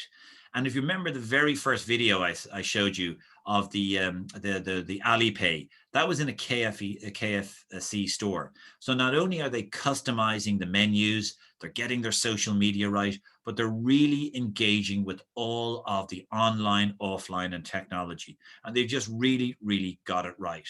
And this is a really good example of a success story. Now, I know they're huge, but it just shows you, if you do get it right and you do localize, you've got a great opportunity. Another great opportunity is Oreo. So Oreo, again, part of the Kraft group and absolute behemoth, massive in America and Europe and all this too, but they were floundering in in China around the 2010. Just couldn't get their sales up, and they had launched. But what they had classically just done is they said, we are Oreos. We're going to bring the same packs over and we're going to put them on the shelves. Okay, so what happened? Well, they just weren't selling. So they brought in a team and they completely rejuvenated. So what they did is that they reduced the pack sizes from 14 to 7.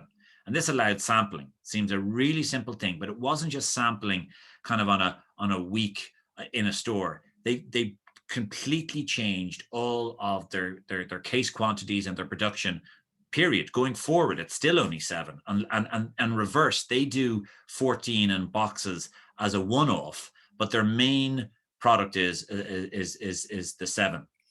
They also reformulated it. Again, the Western Oreo was too sweet, so they had to reduce it. So they spent nearly 2 years redeveloping the formula to get it just right for the Chinese market. And then what they did is they introduced really cool local flavors. So they had birthday cake, mango and orange, and green tea. So again, this is another example of a brand that really got it. And they coined a phrase which I think is brilliant, and they called it glocal. So it was a global brand going local. And this is just a little video of its most recent ad campaign that they did for, I think, just earlier in the year.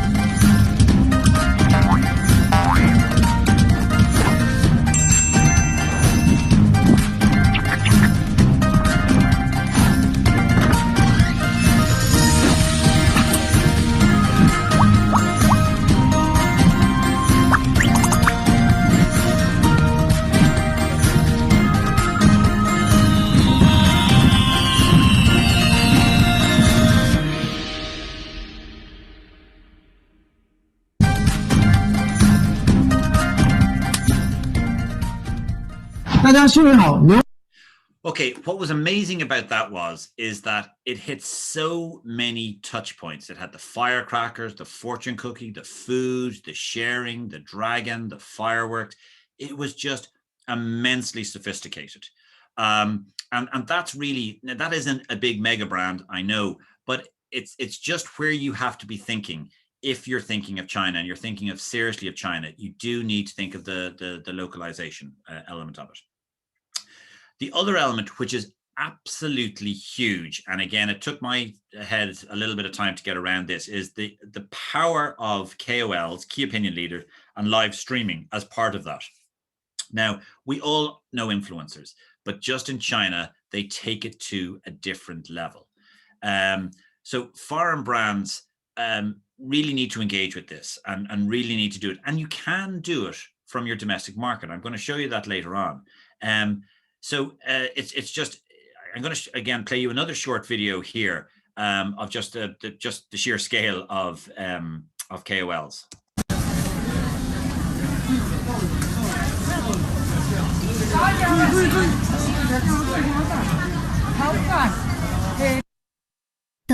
So that is not an uncommon scene. You could be in a shopping mall and you might see an influencer with a whole bank of screens around her, and they would be going on to totally different channels. So you might have Bilibili, you might have, I can't remember all of the different channels, but there are so many different live streaming channels.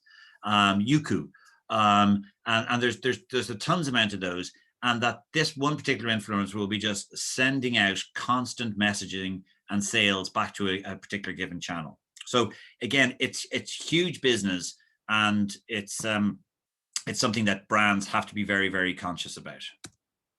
Now, this is a great story too, is that Meng Hu was in January 20, she gave up her job for China Airways. She was an air hostess. Within 12 months, she has amassed 400 daily fans are following her live streaming. She is making, I think the last figure is that she's making 100,000 a month. And this is hot off the press. This is like, she's only just started 14 months ago. And she just is live streaming all day, and now she has become an influencer in her own right, and brands are reaching out to her, and she obviously gets a commission, but also she gets paid up front to live stream. In 2020, the live stream sales was 66 billion, and it's estimated to jump massively this year to 170 billion. So it's an absolutely phenomenally big market, and it's something that you have to be aware of. And again, this is just another small video just to show you just that, again, is that they have live streaming schools where you can actually go and learn how to sell the product. 来，把自己调到最美的那一刻，该拍美颜开美颜，该开瘦脸开瘦脸，该开大眼开大眼，快点调一个最美的状态。抖音。So it's very sophisticated.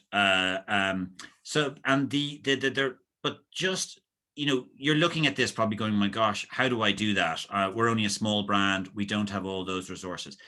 I totally understand that, but I just wanted you to be aware of the scale of it and how important it is, but also too is that you actually can do it, and you mightn't realize that you can do it. And I also want to tell you that it's not all about just getting onto the big platforms.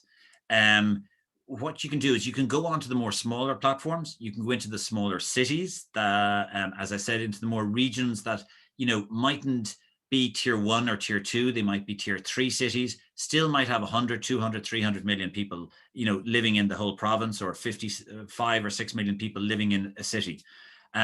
You can also set up WeChat and Weibo from Europe. We have accounts, and we have a Chinese team, but again, it's all registered from Europe. And obviously, as I talked earlier, you can integrate Chinese payments into your existing warehouse, but if you into your existing web store. But if you are going to do that, you then do need to have some element of influencing and KOLs. I'm just going to play this little video here. So.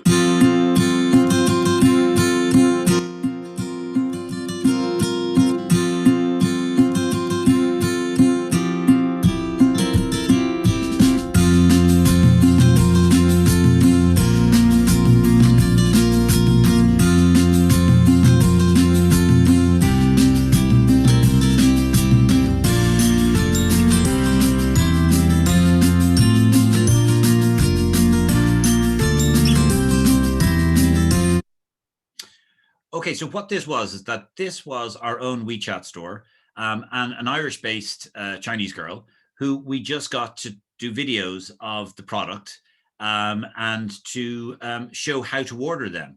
And we were using this then on Weibo and other social media platforms. So it's not as sophisticated. We did this back in 2016, 2017, and it's evolved tremendously since then. But I just want to show you, it's not about having, really expensive KOLs and having a whole team of people doing this. You can do it small, and you can play on the uniqueness and the smallness and the kind of the regionality that you are a great product from Hungary and you've got great heritage. So, think small is great, but just think localization and think how the Chinese would do it. That's really what I'm trying to say to you. And as I said, this is a cost-effective way of doing it. And you as the brand are in control at all time. So this is something that I can't overemphasize to you. Tier 3 opportunities. This is myself and my business partner, where we went to a tier 3 city called Taiyuan in the Shanxi province, has 5 million population. The owner of the pharmacy chain said, we were the first Western kind of business people to come and visit him. And he was so proud, and he took it around all the stores. But the amazing thing about this is that they had an app. Gutsi was the name of the app. And 2 million people downloaded this app, or had downloaded this app, and he had a live streaming channel that was, they had a famous person from the Shanxi province did live streaming every day, and that they had sales hours 3 times a day, in the morning, the afternoon, and in the evening time. And it was just phenomenal, just the technology. He had robots in his stores that if you went in and asked for a product, the robot would bring you to the product on the shelf. So this was a tier 3 city. There was so little competition, and it was really, really great opportunity for Western brands to be able to go here. So again, what I'm saying to you is that don't necessarily think tier 1. Don't necessarily think that you have to go onto the big platforms. There are a load of opportunities in smaller cities or on different channels. And here's another brand that we were working with, Nordic Honey. And again, we were going into the gifting channel. And the gifting channel is huge in China. It's into the 50, 60 billion at last count in 2020 size of the market. And again, it can be done through cross-border e-commerce. So you can do a one bulk into a free trade zone or into a particular company. And what this, so let's say you're a large company with 100, or maybe 1,000 or 2,000 employees, and you want to give a gift. The company would give all of the kind of Chinese ID to this gifting channel, and they would then associate each person, a unique person in the office, to a product, and it's sent out to them, and it's all done through cross-border e-commerce. So it's a really good, simple way. And I, to be fair, haven't come across an awful lot of European brands that are doing this, but it's just a channel that if your type of product is a more gifted product, like you can see the Nordic Honey, it's a very pretty gifted product. This is a really, really interesting way that I think that depending on your products, this could be an opportunity to utilize cross-border e-commerce, but to do it in a kind of unique and different way. And that really is it. I don't know if I've lashed through that or I've gone too quickly, but maybe you'll tell me, Laura, if there's any questions specific to that. No, we are perfectly on time, Felim, and we have the Q&A session right now. And actually, we have quite some questions that have been sent through the Q&A section. Sure. So perhaps I will just read them to you. Some of them are actually related to the first topics, but we have talked. The first of them is it possible to sell with cross-border e-commerce to final business customer B2B? Yes, you can. You can do B2B2C, but the product has to go into a bonded warehouse, and that company has to have a bonded warehouse, and then it has to go to the final consumer. So it can go B2B2C, but okay. So each Chinese consumer, when they're ordering cross-border e-commerce, they have to give their Chinese ID. And there is a yearly limit of what a Chinese consumer can buy cross-border e-commerce. So you just have to be aware of that's why this is specifically meant to be a B2C for domestic consumption. As I said, you can do B2B2C, but there is limitations of what each Chinese person can buy. There's a monetary limit of what the Chinese person can buy cross-border e-commerce. Thank you very much, Felim. Are the warehouses expensive in China? What's if you know, what is the average price? No, that's the amazing thing too about the distribution logistics in China. It's super cheap. I mean, it's just phenomenally cheap.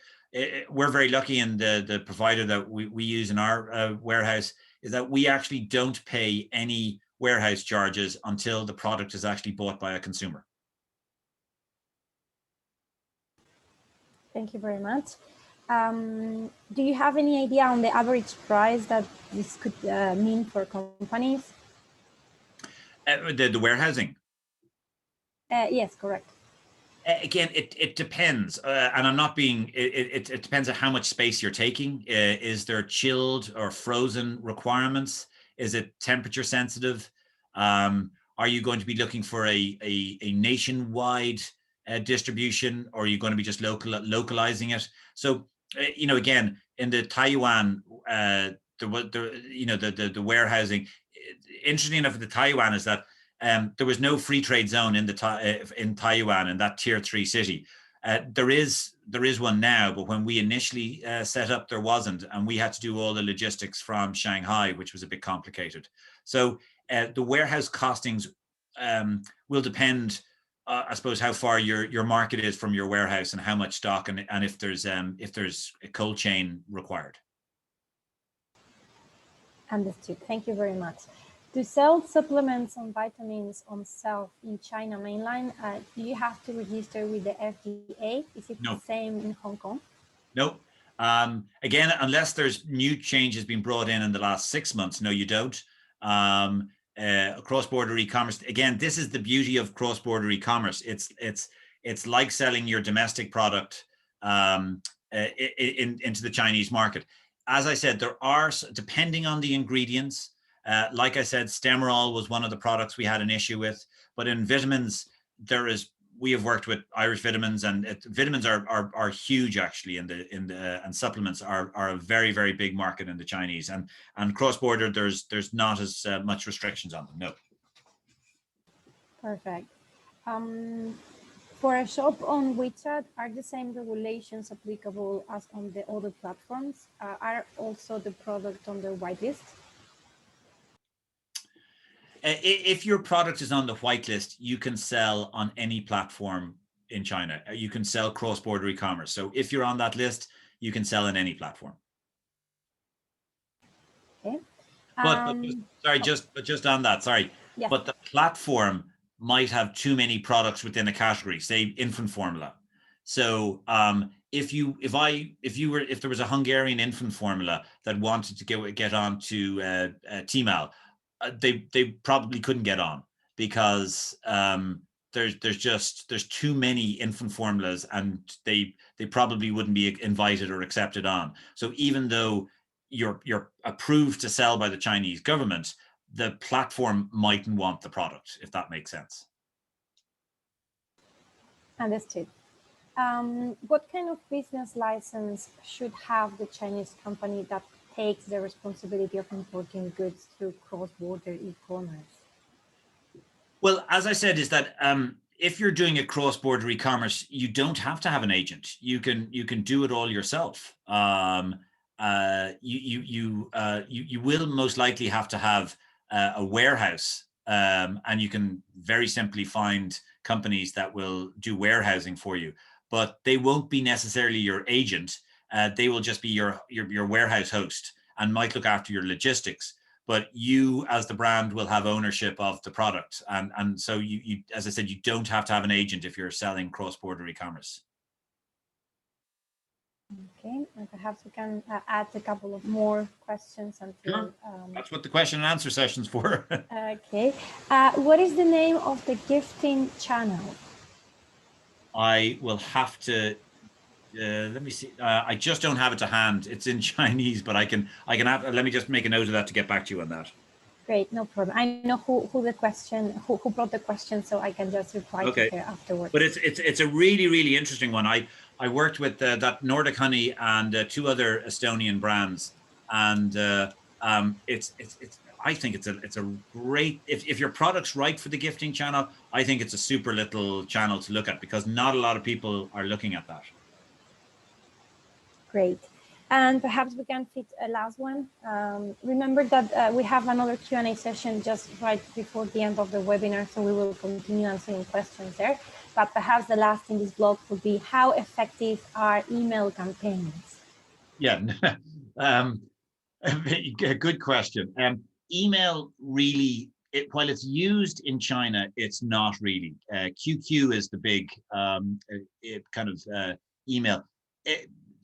Email, like if you send a business email, you will get a reply maybe in a week, but it's or you might not at all. It's really, if you want to reach real consumers in China, you need to be on kind of WeChat or Weibo. So I'd say email campaigns are pretty much irrelevant in my experience in China. Okay, well, thank you very much, Felim. I think we can let you take a rest for a minute. And now we are having actually our second speaker, which is Matthias Rubimendi. I'm going to be sharing a slide with some details from his side. A second.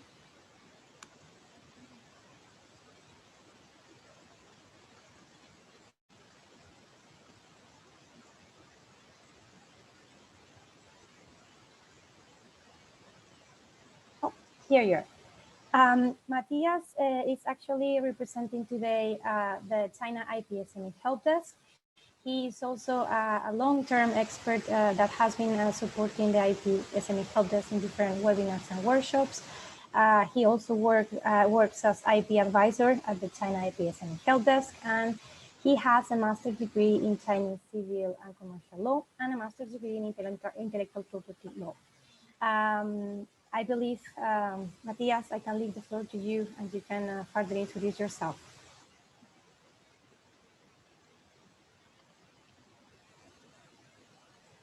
Hello, good afternoon, everyone. This is Jennifer from China IP SME Helpdesk. Please allow me give you a brief introduction about our organization first. China IP SME Helpdesk is a European Union funded project which designed to help European SME with intellectual property right issue in mainland China, Hong Kong, Macau, and Taiwan. Our project will offer a variety of services that enable EU SME to make informed decision about their IP rights. And all these services are free of charge. We support SME via inquiry helpline or events, and also offering some business tools and solutions on the website. The inquiry helpline is for EU SME to send us any IP related question. And normally you will receive reply with 3 working days. So just send us questions to this mailbox.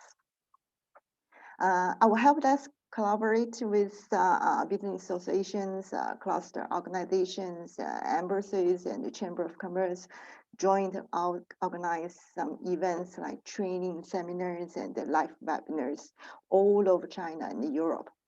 The event covers various topic ranging from can be from very basic IP training or some specific topics just like today. So just feel free to contact us about organizing events and seminars. All these schedules, if you are interested, please check our website. On the website, besides the calendar, actually you will find various resources on IP issue, like some infographic, case studies, podcast, etc. It also contains a comprehensive library of IP guidelines, which cover all major IP topics, consist of trademark, copyright, patent, and GI. Here is some example as we also offer some industry-specific guides like IP Industry 4.0 or IPR protection for AI technology, or some details like how to remove the counterfeit products from e-commerce platform. That's all about us. If you are interested or have any inquiries, please just feel free to send to the inquiry helpline. And next, our IPR business advisor, Matthias, will give you a presentation about IPR protection in e-commerce. Matthias, the floor is yours. Thank you, Jennifer. Welcome, everyone. Thanks for your attention. Let me go to the presentation about what we're going to talk about today. My presentation is going to be about how to protect intellectual property rights in China, with a brief introduction about what intellectual property rights are, and then we will analyze one by one which one are the most relevant and what are the tips or advices in order to protect them when you are planning to use e-commerce as a way to commercialize your products. We also will discuss about how to enforce the intellectual property rights. Especially, we will pay attention to the notice and takedown system that is the most effective and most or the easiest way of taking down counterfeited sales that is happening in an e-commerce platform. But let's begin from the very beginning. What intellectual property rights are? What are we talking about when we talk about IP? There are several intellectual property rights. The most common ones or the most famous that you may have heard about are invention patents, trademarks, copyright. However, we have to know what each one of them protects. When we talk about invention patents or utility models, which are so-called small patents, these intellectual property rights protect the innovative aspect of a product or an innovative industrial process. What they do is to protect the technology involved in a product. When we talk about design patents, what we are protecting is the aesthetic aspect of a product. We are protecting how the product looks like, how it is presented to the consumer, how it is seen by the consumer, and how it is identified by them. But talking about how to identify the product, we have to talk about trademarks. By trademark, we are protecting every sign, every aspect or characteristic that your product has that can be used for distinguish your product from the one of your competitors. So it could be the company name, it could be the product name, logo, sounds, etc. Whatever helps your product to be distinguished, it can be protected as a trademark. When we talk about copyright, what we are protecting is the expression of an idea, not the idea itself, but how it was expressed by the artist. Normally, when we think about copyright, we think about art. However, we will see that there are certain specific aspects of products that can be protected through copyright, and it can be interesting for companies, especially SMEs, to do the copyright registration, because it can be used to have access to certain specific jurisdiction and achieve a faster way of protection. When we talk about trade secrets, we're protecting sensible information of a company that can be stolen by your competitors and can be used against your own interest. Finally, we have domain names, which are not technically speaking intellectual property rights, but they are so important in the internet that they should be considered one of them. It's basically the online address of your company. And if you want to have the most marketing one, the most efficient one, then you should have the registration as soon as possible. But also, we have to understand what are the main principles about intellectual property right, because this will give you a brief idea about how IP works, not only in China, but worldwide. There are two main principles. The first one is the registration. Your company will not have protection if the intellectual property right is not registered. This is especially true in China, because in Europe, unregistered trademarks, unregistered designs, they have certain level of protection as long as, for example, in the case of trademarks, the trademark is well known or is famous. This is not the case in China. For having protection, you need to be registered. There's also another rule complementary to the registration that is called the first to file rule. This means that the company that is the first one in time to start in the registration, we have a priority over any other posterior registration. So if you want to be protected, you have to be registered. If you want to be capable of register, you have to register first. What happens with bad faith registration? It is possible to take them down. Yes, it is possible. Article 44 for the Chinese trademark law determines that bad faith registrations can be taken down. However, and this is very true for small companies, in order to take down a bad faith registration, you have to start a lawsuit, and the lawsuit is expensive. In many cases, it's not going to be commercially viable to do this type of litigation. So it is advisable to be the first company doing the registration. The second main principle is called territoriality. This means that the registration done within the territory of a country will not grant you any protection in the territory of another country. How to explain this? The registration done in Hungary or in the EU will not grant you any protection in China. The same way, the registration done in China will not grant you any protection within the EU. Also, we have to understand that for IP protection in China, we have 4 different jurisdictions. We have mainland China, we have Hong Kong, Taiwan, and Macau.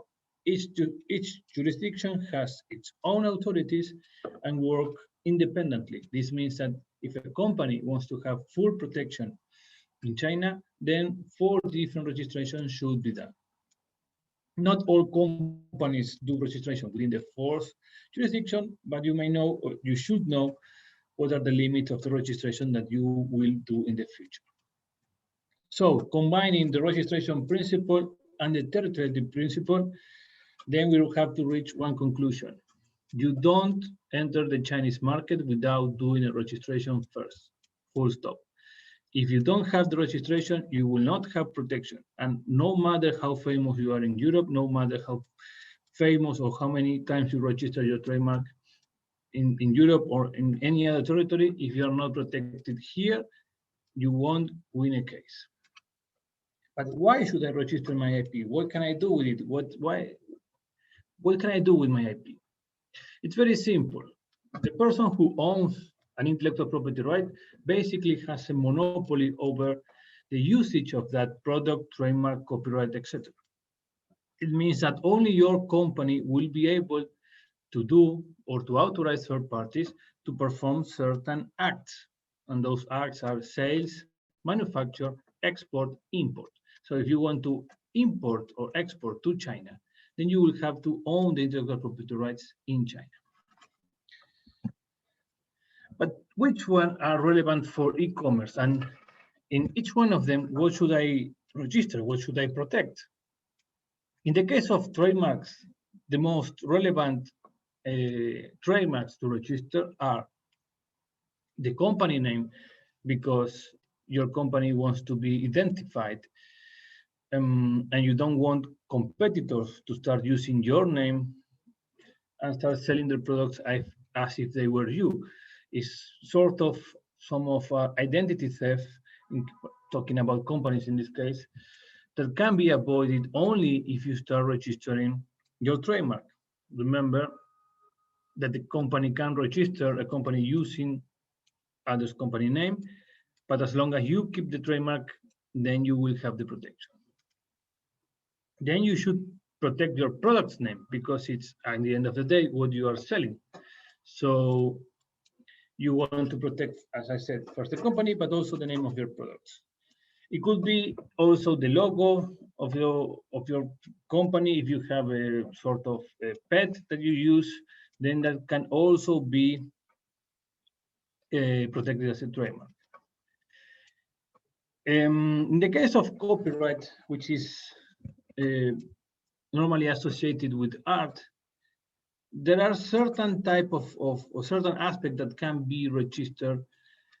That, for example, your logo. Here we are starting seeing that the same aspect can be protected with several types of intellectual property rights. But also don't forget that pictures, photography, text, draws, those are also types of copyrights. And they will receive protection as long as you finish. Registration is advisable, but not necessary. We will talk about this later. But this type of copyrights will exist during the e-commerce, because you will have to show pictures of your products, you will have to describe your products, maybe you should update the manual about how to use your product. All these aspects have copyrights. Those copyrights belong to your company.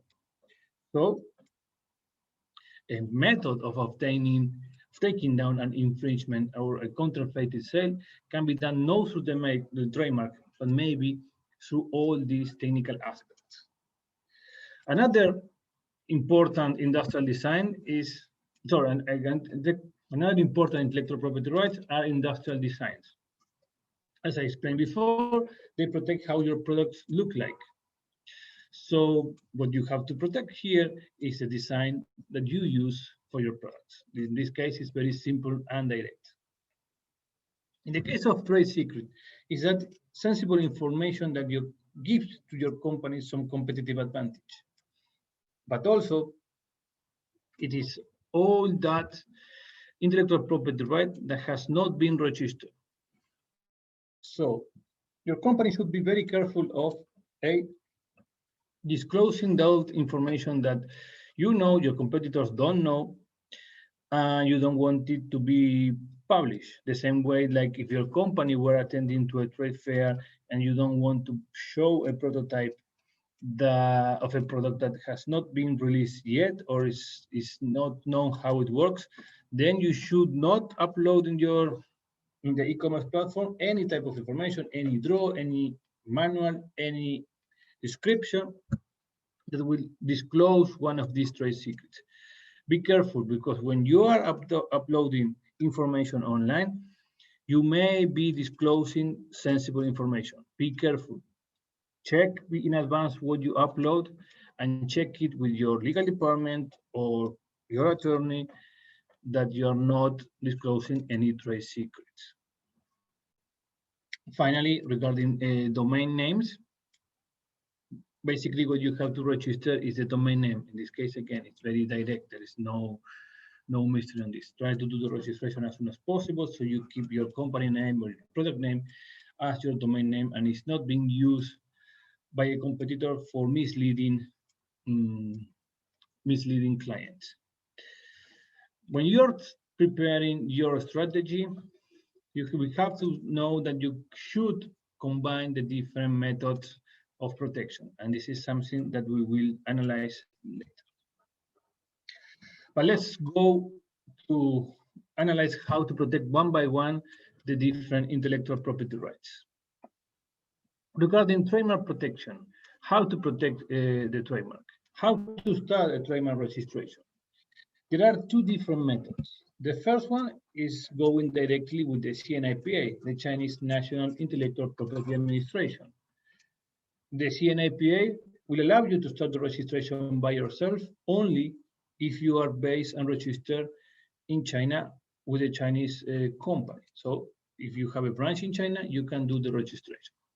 If not, you will mandatorily need the collaboration and assistance of a Chinese attorney. However, there is a second method of starting the registration that is thanks to the Madrid system. The Madrid system is an international agreement that allows companies and individuals to start the registration in their own country and expand it to such jurisdiction. So if your company is based in Europe, it's based in Hungary, then you can start the trademark registration in your own country with your own authorities and then expand it to China. The fees are going to be more expensive. The registration time is going to be longer, yes, but at the end of the day, you will be dealing with this at home with your own authorities who will guide you, and it's going to be easier. And also, in the case that you are applying or registering your trademark in several jurisdictions, not only China, but let's say in other countries in Southeast Asia as well, then this way is going to be cheaper, because instead of hiring a local attorney in every single country, you can just directly click on the different countries you want the protection, and it will be done automatically. But is there any other limit for registering my trademark in China? Yes. If you check the Chinese trademark law, you will see that there are certain limitations. First, the name should not be illegal. There are certain signs that cannot be registered as a trademark. You cannot register something that is offensive in Chinese language. You cannot register flags or national symbols. You cannot register trademarks that I consider immoral. But this is not a common scenario. Also, you have to take into consideration that you cannot register as a trademark any aspect of your product that is functional. if there is a technology, if there is an advantage of your product instead of your competitor, then you should protect this with a different type of intellectual property right. Most likely it's going to be an invention patent or utility model, not as a trademark. The second limitation is that your trademark has to be distinctive. This means that it shouldn't be similar with an already registered trademark till the point that the client may confuse that trademark with your own. This is a very common scenario. There are so many trademarks registered that your company should make it very clear, make it different enough so it cannot be confused. A normal practice and very advisable practice is to ask for a local attorney to check all the precedents and see if your trademark will be likely to suffer an opposition or not, or will be considered similar to another one or not. And this is connected with the last limitation, that your trademark should be available. This means that no one should have that exact trademark. Trademarks, they are classified in classes, and in the case of China, also in subclasses. If you already have a trademark in Europe, you may know that there are 45 classes. Each class determines a set of products or services. Your trademark will be registered in one or more classes, and the protection will be given to those types of products or services that belong to each class. The classification, the NIST classification that is used in Europe, it is also used in China. There is no difference with this. However, China goes further with the classes and creates a subclassification. Each class has subclasses, even many subclasses. So when you're registering in China, you have not only to choose the class, but also you have to choose the subclasses, and the fees may be more expensive if you have several subclasses. But what's important here? If your company is registering through the Madrid system, this means that your company started home the registration and you already chose the subclasses, then you have to pay attention to which subclasses are assigned to that class, because it happened for many companies. It's not the common scenario, because at the end of the day, the Chinese authorities are doing their best to do a proper classification of the subclasses. However, it may happen that the subclasses that are assigned are not of interest of your company. Maybe, and I give you a simple example. Maybe your company is going to be registered in class 25, which is for clothes, but you produce t-shirts. By some mistake, the subclass that is assigned to you is trousers. Then this is not of interest for your company.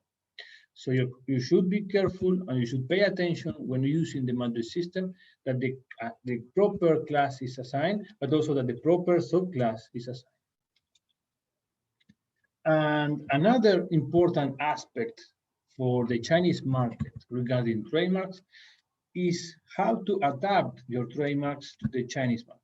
This means how to do a Chinese translation of the trademark.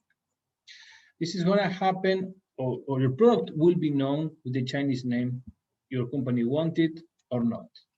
These translations can be done phonetically. This means that the name of your trademark will be imitated or duplicated using Chinese characters according to how they sound. They will simply imitate the sound using Chinese characters. The second way is to use a literal translation. If your trademark has a concept, then it will be translated with the same concept using Chinese characters. This translation will be done. This will happen because the same way Western clients may not be familiar about how to read Chinese characters, there are a big sector of Chinese consumers that they don't know how to read the Western alphabets. So distributors, or in this, it could happen also in supermarkets, or depending on what type of products you are selling. In order to facilitate and to identify easier the products, they will do a translation into Chinese characters. If your company is going to sell online, eventually your product will also receive a Chinese name. And you want to control this Chinese name for two reasons. The first one is because if you do so, you will be able to control what type of characters are going to be used in that Chinese name. You have to know that each character do not only replicates a sound, it also has a deeper meaning. So you want to be sure that your trademark is communicating positive values. You don't want your trademark using characters that can be associated with different or with negative aspects. From the marketing point of view, that is not smart. But also, you want to be the first one registering your trademark. So in order to be the first one, you need to know which is going to be the Chinese name. And your Chinese name and your, let's say, Western name are going to be different. They're not going to be, when doing the registration, considered as confusing, because even though they're going to sound similar, they are going to look similar. So you want to be sure that your company will control also not only the Western name, but also the Chinese name. And as I mentioned before, in the case of trademark, it's also important to combine it with copyright. Why? Because when you're uploading a product to be sold online in any e-commerce platform, you will be requested to provide an intellectual property rights certificate. The intellectual property rights certificate can be a trademark, but many e-commerce platforms, they also accept copyright. So some bad faith sellers, what they are doing is to obtain a copyright certificate with the Copyright Office in order to present to the e-commerce platform that they have certain intellectual property rights, and because they will get it, because at the end of the day, the copyright certificate can be obtained without any background check. You only have to submit it, and you will be sooner or later obtain it. Then every single bad faith seller will obtain that certificate, will upload it, and will be able to sell online. The way you will be capable of taking down that certificate with the e-commerce platform is showing a copyright certificate. And that copyright certificate should have a prior date than the one that was obtained by the bad faith seller. So it is important to protect not only your trademark as a trademark, but also, if it is possible, if it is a logo, as a copyright. Also, this will grant you another advantage, that it is connected with which jurisdiction you can apply to when trying to take down a trademark. Sorry. Copyright. Talking about copyrights and copyright registration. Technically speaking, copyright do not need any type of registration. China is part of the Berne Convention, and the Berne Convention says that copyright appears as soon as the final work is done. As soon as you have the final version, then you already have copyright over that piece of art or over that final work. But why was I talking about registration? Because in the judicial system, if you want to say something, you should be able to prove it. So if you want to say that you finished, that you are the author, that you finished certain work, and that you finish it in certain specific date, then you need to prove it. The most efficient and the direct way of proving it is through copyright registration. This is important, or this is very money-wise advisable, because copyright registration in China can be done very easily and is very cheap. It wouldn't cost, as long as you know how to do it, which is very simple as well, it's not going to cost a lot of money. So it's very advisable to, for example, register a trademark. But what should I register? Not only the trademark, but also, as I mentioned before, pictures, photos, draws, text, everything that is connected, a manual, anything that can be reproduced, you should register it as soon as you can. And it's useful because in China, and we will talk later about the jurisdiction, but there is one that is called Internet Courts that is very unique. The Internet Courts, they have a jurisdiction only over certain specific aspects or facts that happen online. One of them is copyright infringement.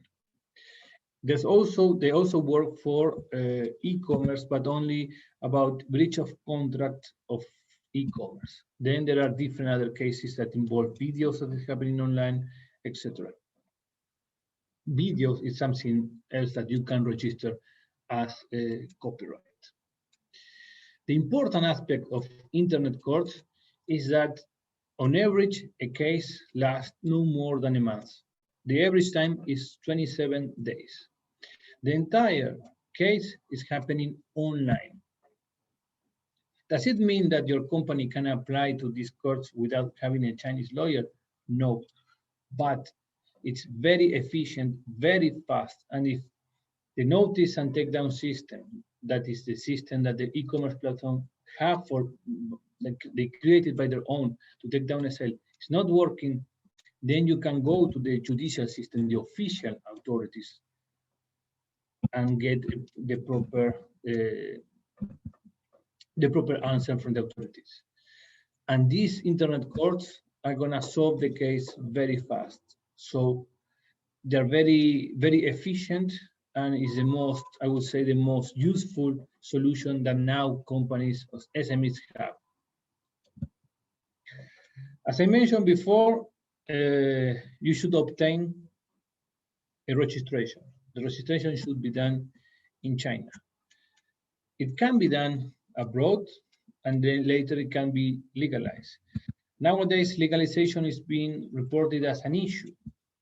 Why? Because of the pandemic restrictions, embassies are working with the different times.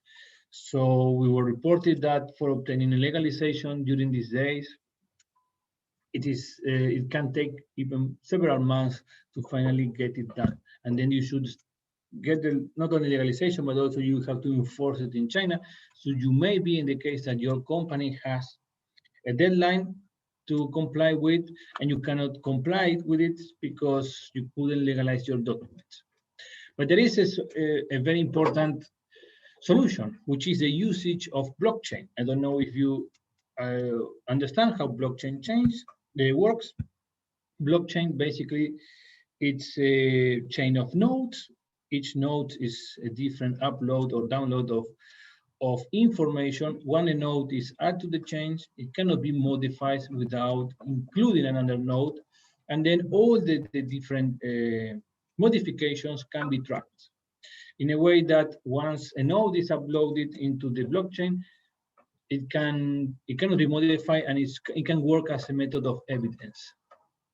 The Supreme Court of China recognized digital evidence, including blockchain, as a method of evidence for the internet courts. They didn't recognize it for every single court in China, but yes, for internet courts. So this is another advantage that internet courts have.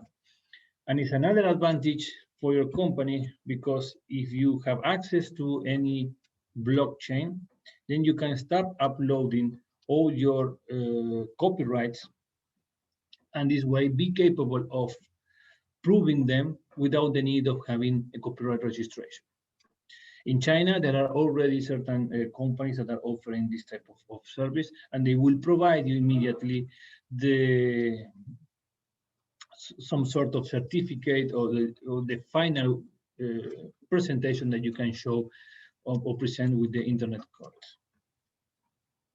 Also, copyrights can be combined with design patents, because your design may include copyrights, may include draw logos that are also protected by copyright.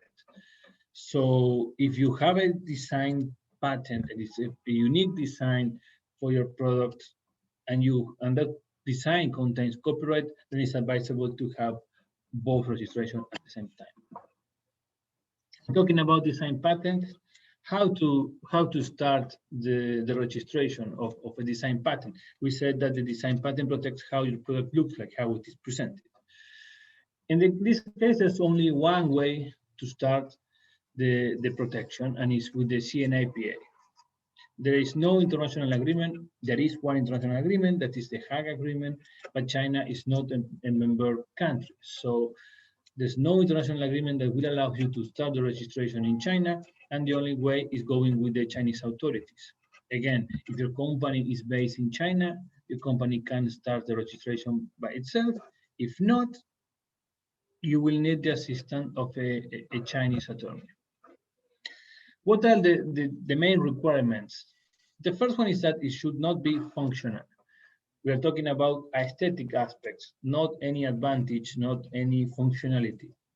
It's only how it looks, nothing related with technology or nothing that make the design having any particular advantage over any other design, only how it looks.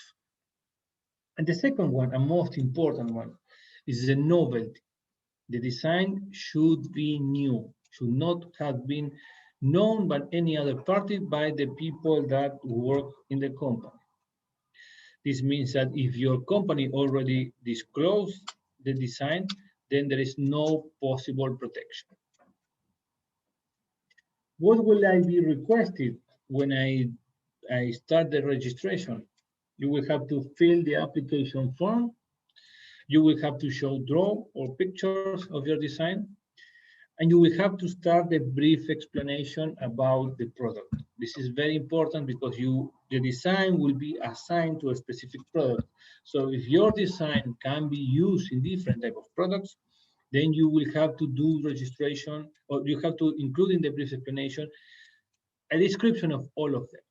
And this is important because, as I said, once the design is disclosed, all future protection is lost. So when you do the registration, you have to include all the products in which you will use your design, even if it is a potentiality. Maybe you are considering using this design for certain product. Maybe you don't know if you're going to do or produce that product or to sell it in China. It doesn't matter, include it as long as you can. There are other documents to be presented related with the identification of your company or you as an individual. And the only thing that you should take special into consideration, again, is what I mentioned before, that now because of the pandemic, embassies are working in a different time schedule, so it may take a long period of time to obtain the legalization of those documents. But also be careful because there are certain differences with the designs in the EU and in China. In the EU, the maximum term of protection is different. In the EU, it's 25 years. In the case of China, it's much less time.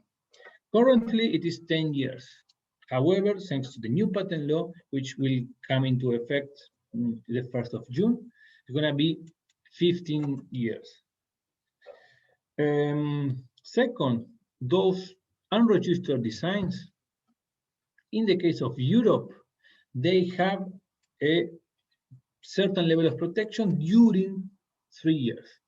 So those designs that are not protected will have protection in the EU. That protection do not exist in China. So if you want to be protected in China, then start the registration before disclosing, before releasing your product to the market. It's mandatory. It's not like in the EU. Also, there is a distinction about the limit of designs that can be included in one application. In the EU, there is no limit. In China, there are 10 designs per application, but of course, you can submit more applications if they need the same design. And also regarding the novelty. Novelty is also a requirement in China, in the EU, if you want to have the 25 years of protection.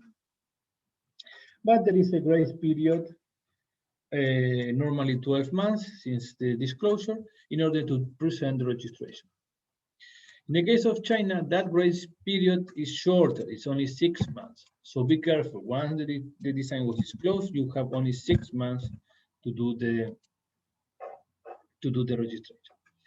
And also finally, the aspect of the fact of the partial designs. Partial designs are those ones that protect only certain aspect of the product, not the entire product, not the overall product, but only one aspect, one characteristic, one section, etc. Before it was not possible. Only the full product can be protected completely. Now it is possible.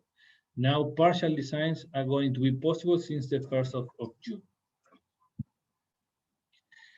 And there is one case study about a company that was producing a specific pollution mask with a very particular design, and they started to be a trend. They realized that in Taobao, bad faith sellers were offering copies of this mask. They registered the trademark, they registered the design, but that design was not granted. They were still in the process of registration, and because of that, they didn't have any course of action about how to protect. Till an IP right is not granted, there is no way to enforce it. So what this company started to do is to weekly check Taobao and try to study how the bad faith sellers were working. And they adopted some strategies in order to take them down off the market. First, using their advertisements, they started to change the designs very often. The strategy was to change the design so often that the bad faith sellers were incapable of following them because the trend was always changing. This is combined with the advertisement and always promoting the latest design. This way, all the sales were redirected to the new design, and by the time the bad faith sellers were copying that design, there was a new one. This creation of trends allowed the company to wait till the trademark was granted. When the trademark was granted and when they were capable of enforcing it, they went for the infringers. This way, they were combining the different type of intellectual property rights because they were using designs, but they realized that they cannot register every single design, so they were protecting the trademark and using it at the same time later for protecting the future designs. Finally, the trade secrets. The trade secrets are the only intellectual property right that they don't need registration. As I mentioned before, is that secret information that has value for your company, and it's going to be protected as long as it remains as a secret, and for that it should be protected with different protective measures. There are 3 different types of ways to protect your trade secrets. The first one is a physical protection. This means that your products should be protected, for example, with the seal saying that it's confidential.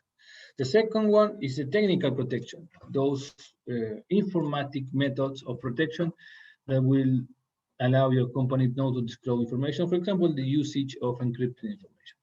And then we have legal protection. That is the so-called NDAs or NNS. NDAs means non-disclosure agreements. NNS are no-disclosure, no-circumvention, no-use agreements, which are a more extensive version of the NDAs.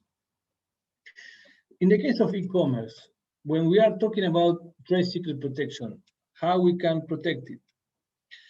It can be done by double-checking what your employees are doing, what are they uploading online, and avoiding certain type of acts. For example, to provide information that can be considered as sensible. To not uploading pictures that will reveal how your trademark it is till it is protected. To not upload the product or a picture of a product that could disclose how your product works till you have the utility model or the patent. Remember, as soon as you place a product in a market, most likely that product will be object of reverse engineering. So if you are selling here in China and you still didn't register the patent, you didn't file the patent, if you start selling, someone will start analyzing that product and will copy the technology that is inside. If you're uploading manuals of products that you're selling online, then those manuals may likely be disclosing information that is sensible. So check them, check everything related with them so you're not disclosing sensible information. But how to enforce trade secrets? Because if they're not registered, how can we protect them? In this case, we only have the possibility of unfair competition. This law will grant you a compensation, but will not allow you to obtain intellectual property right protection in the future. This means that if you lose a patent because a disclosure of a trade secret, then you won't be able to protect it. If your information was stolen, then you will be able to be compensated, but your patent is lost. You won't be able to obtain it. And in the case of patents and in the case of technology, this is so important because the novelty is global. So as soon as you disclose information anywhere in the world, you will lose future protection in any other country that you didn't register yet. But let's talk about the e-commerce platform and the liability for them. How to analyze, how to start thinking e-commerce platform. In order to control and to protect your IP, the first thing is to do the surveillance, to do regular checks, to get familiar with them, to start studying the sellers of your own market sector. If you are not familiar or if there is a language barrier, many of the e-commerce platforms will allow you to start doing search by using pictures, by simply taking a picture or by any draw that you can upload, and start using this as a method of overcoming the problematic of the language barrier, and do regular checks. Do the check in several of the e-commerce platforms that you may find here in China. Regarding who is liable, it is very clear that if a bad faith seller is selling, that bad faith seller is going to be liable. But the e-commerce law of 2019 said that the e-commerce platform will be jointly liable under certain conditions. These conditions means that the e-commerce platform should establish a notice and takedown system. We will see it later. And they should take measures to avoid that these counterfeiting sales are happening. If they knew that it's happening, or they should have known that it was happening. If they don't take measures to stop that sales, they will be fined, joint liable together with the bad faith seller. That's why all the e-commerce platforms started developing their own IP rights protection rules, and they improve significantly the notice and takedown system. The intellectual property rights protection rules that the e-commerce platform are developing is something that your company should start studying and should start getting familiar with. Because first, it's not a huge challenge, at least with the main ones, because there is an English version of them, but also because we'll allow you to know what are the requirements to enforce the intellectual property rights very efficiently. Many of them if you want to use the notice and takedown system, first you have to create the user. The user creation has a period of time in which they check the information that it could go up to 2 weeks. Then you have to upload the intellectual property rights certificates. We also have to be approved. So all these steps can be done in advance, and will allow your company to immediately, as soon as the infringement was detected, to start enforcing without any delay. But also, it's important because the e-commerce platforms policies, they have certain programs that they will be started only if you have created this user and if you have registered the trademarks with them. We had several meetings with JD, Taobao, Tmall, Alibaba, and they're always saying the same. Our main problem is that we don't know the EU trademarks. We don't know them all. We only know the ones that are registered with us, but we cannot start checking every single trademark in the world to see if there is an infringement or not.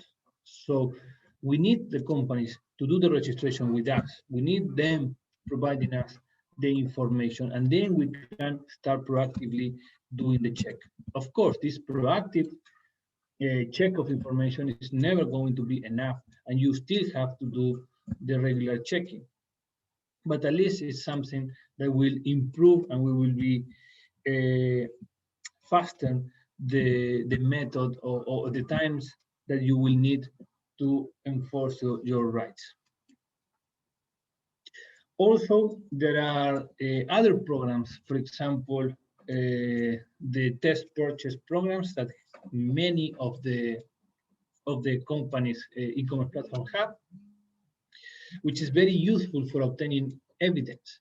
If you need to take further steps against a bad faith seller because your company may detect that there is a bad faith seller that is constantly counterfeiting your company, and you want to take steps further from the e-commerce platform but with the judicial system, then these companies have, or may not all of them have, but many of them have a program that will allow your company to buy one of the counterfeited products, but the entire purchase is done by the platform in a way that it can be used later as evidence that this was bought from that seller in these conditions, that the product finally is this one, and that is counterfeited because of this and that. And this way, it's going to be much easier for you to prove that there is a counterfeit.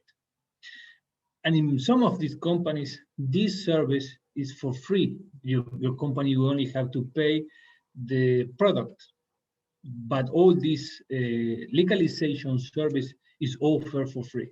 And you will know this only if you are registered in the platform and you start providing this type of information to the e-commerce platform. But what happens if I detect an infringement? What can I do? The first thing, or the most advisable thing, is to look for a Chinese lawyer, so you know exactly what you can do, what are the steps, and how much they are going to cost. The second step is to collect as much evidence as you can. Collect it with the test purchase programs that I mentioned before. You can collect it using a blockchain, or you can, if you already hired a lawyer, ask them to start collecting the evidence. And then you have to decide your jurisdiction. And what are these potential jurisdictions? First, the notice and take down in the e-commerce platform, the regular commercial courts, internet courts, or criminal courts. But what should I analyze when choosing the jurisdiction? The first one is, what do I want to achieve? If I only want to take down the bad faith seller, the bad faith sales, then the notice and take down will be enough, because that bad faith seller won't be able to keep offering my product in that particular e-commerce platform. If I'm only looking for that, then going with the notice and take down is going to be enough. I'm not going to receive any compensation, but I will make the problem disappear. If I want to be compensated, then I should go with the regular commercial courts or with the ones that I mentioned before, the internet courts. How much money do I want to spend or I'm willing to spend? One thing is too much, but how much money I'm willing to spend? Well, e-commerce platform, they're for free. If you want to go to any type of court, you will have to pay a lawyer. So if you don't want, or money-wise, the notice and takedown is cheaper, but cost efficient, while the other ones will demand certain level of investment. How many infringers do I have? If I see that my product is being offered by thousands, then going to all of them with the regular courts or internet courts is going to be extremely expensive, to the point that most likely my product won't be commercially viable. So then again, we enter into the scope of the e-commerce notice and takedown, because that can be done by your company for free. How much do I know about the infringer? If you don't have any type of information, maybe it's better to first start using one of the e-commerce platform programs to obtain more information, to know who the company is, and then proceed with further steps. And also, how much evidence do I have? Again, the same logic. If I don't have many evidence, start using this type of programs to obtain evidence till you have the grounds and enough grounds to take further actions. If what happened, or because this is something that many EU companies reported to us, what happens when it's the law firm that contacted the company? Is it advisable to go with this type of companies? Our answer is always no. Try to get your own attorney, because many of these law firms may be offering this service for the sake of charging the fees, but may not have or may not prioritize your interests over their interest. So even if your company was alarmed by a law firm that some of the products may be counterfeited, please try to look for your own attorney, or at least make or get a second opinion from one of your own attorney, to see that the steps that are being proposed are the most convenient or most efficient for your own interest. Finally, the notice and takedown system, which is the procedure that the e-commerce platform provides to their users in order to take down counterfeited sales. As I mentioned before, the first thing that your company should do is to create their own profile. Register your intellectual property rights in advance, get your certificates, and here I'm talking about intellectual property rights registered in China.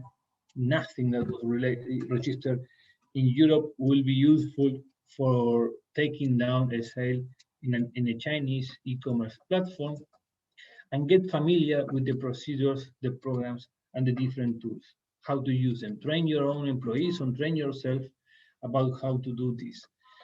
Most of the e-commerce platform, the notice and takedown procedure is exactly the same, or the steps are the same, and they're very straightforward. There is no much mystery on it, but you need to know how they work. You need to know what documents you will be requested, and try to be the most efficient as it is possible. What to do if I already spot a bad faith sales? First, don't forget to collect evidence. Study your opponent, get as much information as you can. Make sure that you have all the evidence, so when you take further steps, you can win your case, because it may happen that you start the dispute, but you don't have the evidence, and then this bad faith sales disappears, and you have no way to prove what you are talking about. Only when you have all the evidence and all the information, then there start the dispute. And how is normally a notice and takedown procedure? The most common because this is how it is stated in the e-commerce law, procedure is going to be very straightforward. You will notify the e-commerce platform that there is an infringement. The e-commerce platform will take measures to stop the sale. At the same time, the e-commerce platform will notify the infringer that their sales was taken down because of the infringement of this and or that trademark or copyright, etc., whatever. There is a period of time that the e-commerce platform do not establish, but it shouldn't be more than 15 days, for the infringer to present its own defense, to present a statement saying, no, this is actually mine, the copyright, whatever defense, or I am a licensee, etc. That defense will be notified to you, and then you have 15 days to not going further with the notice and takedown, B, to complain with Chinese authorities, or C, to start a case in the judicial system. This means that as soon as you start the notice and takedown system, eventually you will face a situation in which it may be solved immediately because the bad faith seller recognizes the infringement, or that you will have to take further steps. So it is advisable, because you will only have 15 days, that by the time that you start the notice and takedown procedure, you may know who your lawyer is and how to proceed with these further steps. Otherwise, you will end up in a situation in which you may not be capable of complying with certain deadlines. And our last case study is about a Finnish company that was selling lamps, lighting solutions, in which Europe was the main market, so they didn't have any intellectual property right in China, but eventually they discovered that they were infringing, or they were copying and selling the products in China. They started to think how to protect their designs, because the design patents were impossible to obtain, because the novelty was lost, because the designs were already made public. They only had the method of registering their trademarks and registering their copyrights, which they managed to do both of them. Since the company was a small company, they didn't have much money to invest in litigation, and because their designs were massively copied, it was not simply feasible to start a litigation case which one of them with every single bad faith seller. So the strategy they adopted is to train one of their employees to start checking all the e-commerce platform, learning how the notice and takedown system works, and start using massively this type of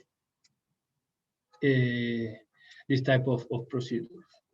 Eventually, the e-commerce platform was starting to recognize this bad faith seller, because the amount of complaints they were receiving were so massive or so big, and because this company started making connection with this e-commerce platform, starting contacting, that these bad faith sellers, the user was taken down, and they were unable to keep selling. They were, as soon as they were trying to upload a new sales, it was recognized by the e-commerce platform as suspicious, and they were taken down immediately, even without the need for the SME to take further actions.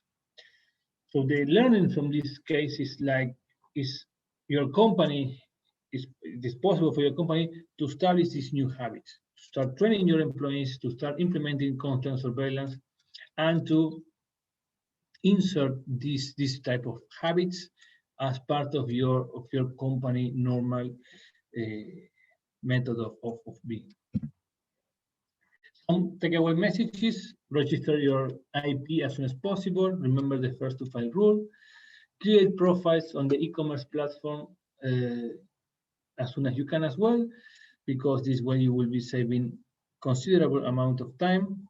carry constant surveillance of the e-commerce platform, try to prepare all the documents in advance. If you spot any infringement, first collect evidence, first learn about your opponent, the other party, learn about them, and then try to enforce your IP rights. Then be proactive on the IP info. If there is any doubt, don't hesitate in contacting the China IP SME Helpdesk. Here in the screen, you can see our email address. I will be more than happy to assist you with any inquiry or any of these situations. Our helpline, as Jennifer mentioned, is free, fast, and confidential, and we normally reply within 3 working days. So feel free to reach us, and let's proceed with the Q&A if there is any question. Thank you very much, Matthias. It was very insightful, and it's always good to know that we can count on the China IP SME Helpdesk to clarify any questions related to China IP. Unfortunately, we are out of time, so what we are going to do is I have registered all the questions. I will be sharing them with both Felim and you so that we can reply directly to the persons who have raised these questions. For the rest of you, if you still need to clarify any topic related to IP in China or related to e-commerce, we would like to encourage you to use both the help desk, the China IP help desk, and our feature as the expert on the website. And Christoph, I'm not sure if from your side you would like to add any other insight, but from my side, I will just to thank all the participants and remind them that once we close this session, very shortly, there is a satisfaction survey we would like to encourage to fill up, because apart from understanding your feeling and how you like this training session, it will help us to define and design upcoming trainings that could be of your interest. So please feel free to take some minutes and just help us to fill it up.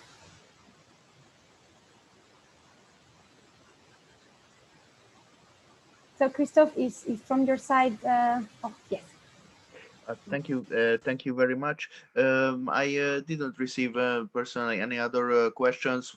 I think it was a lot what we heard, and although e-commerce is already part of some companies' life, we still have a lot to learn. Just to mention the lot of applications they have in China.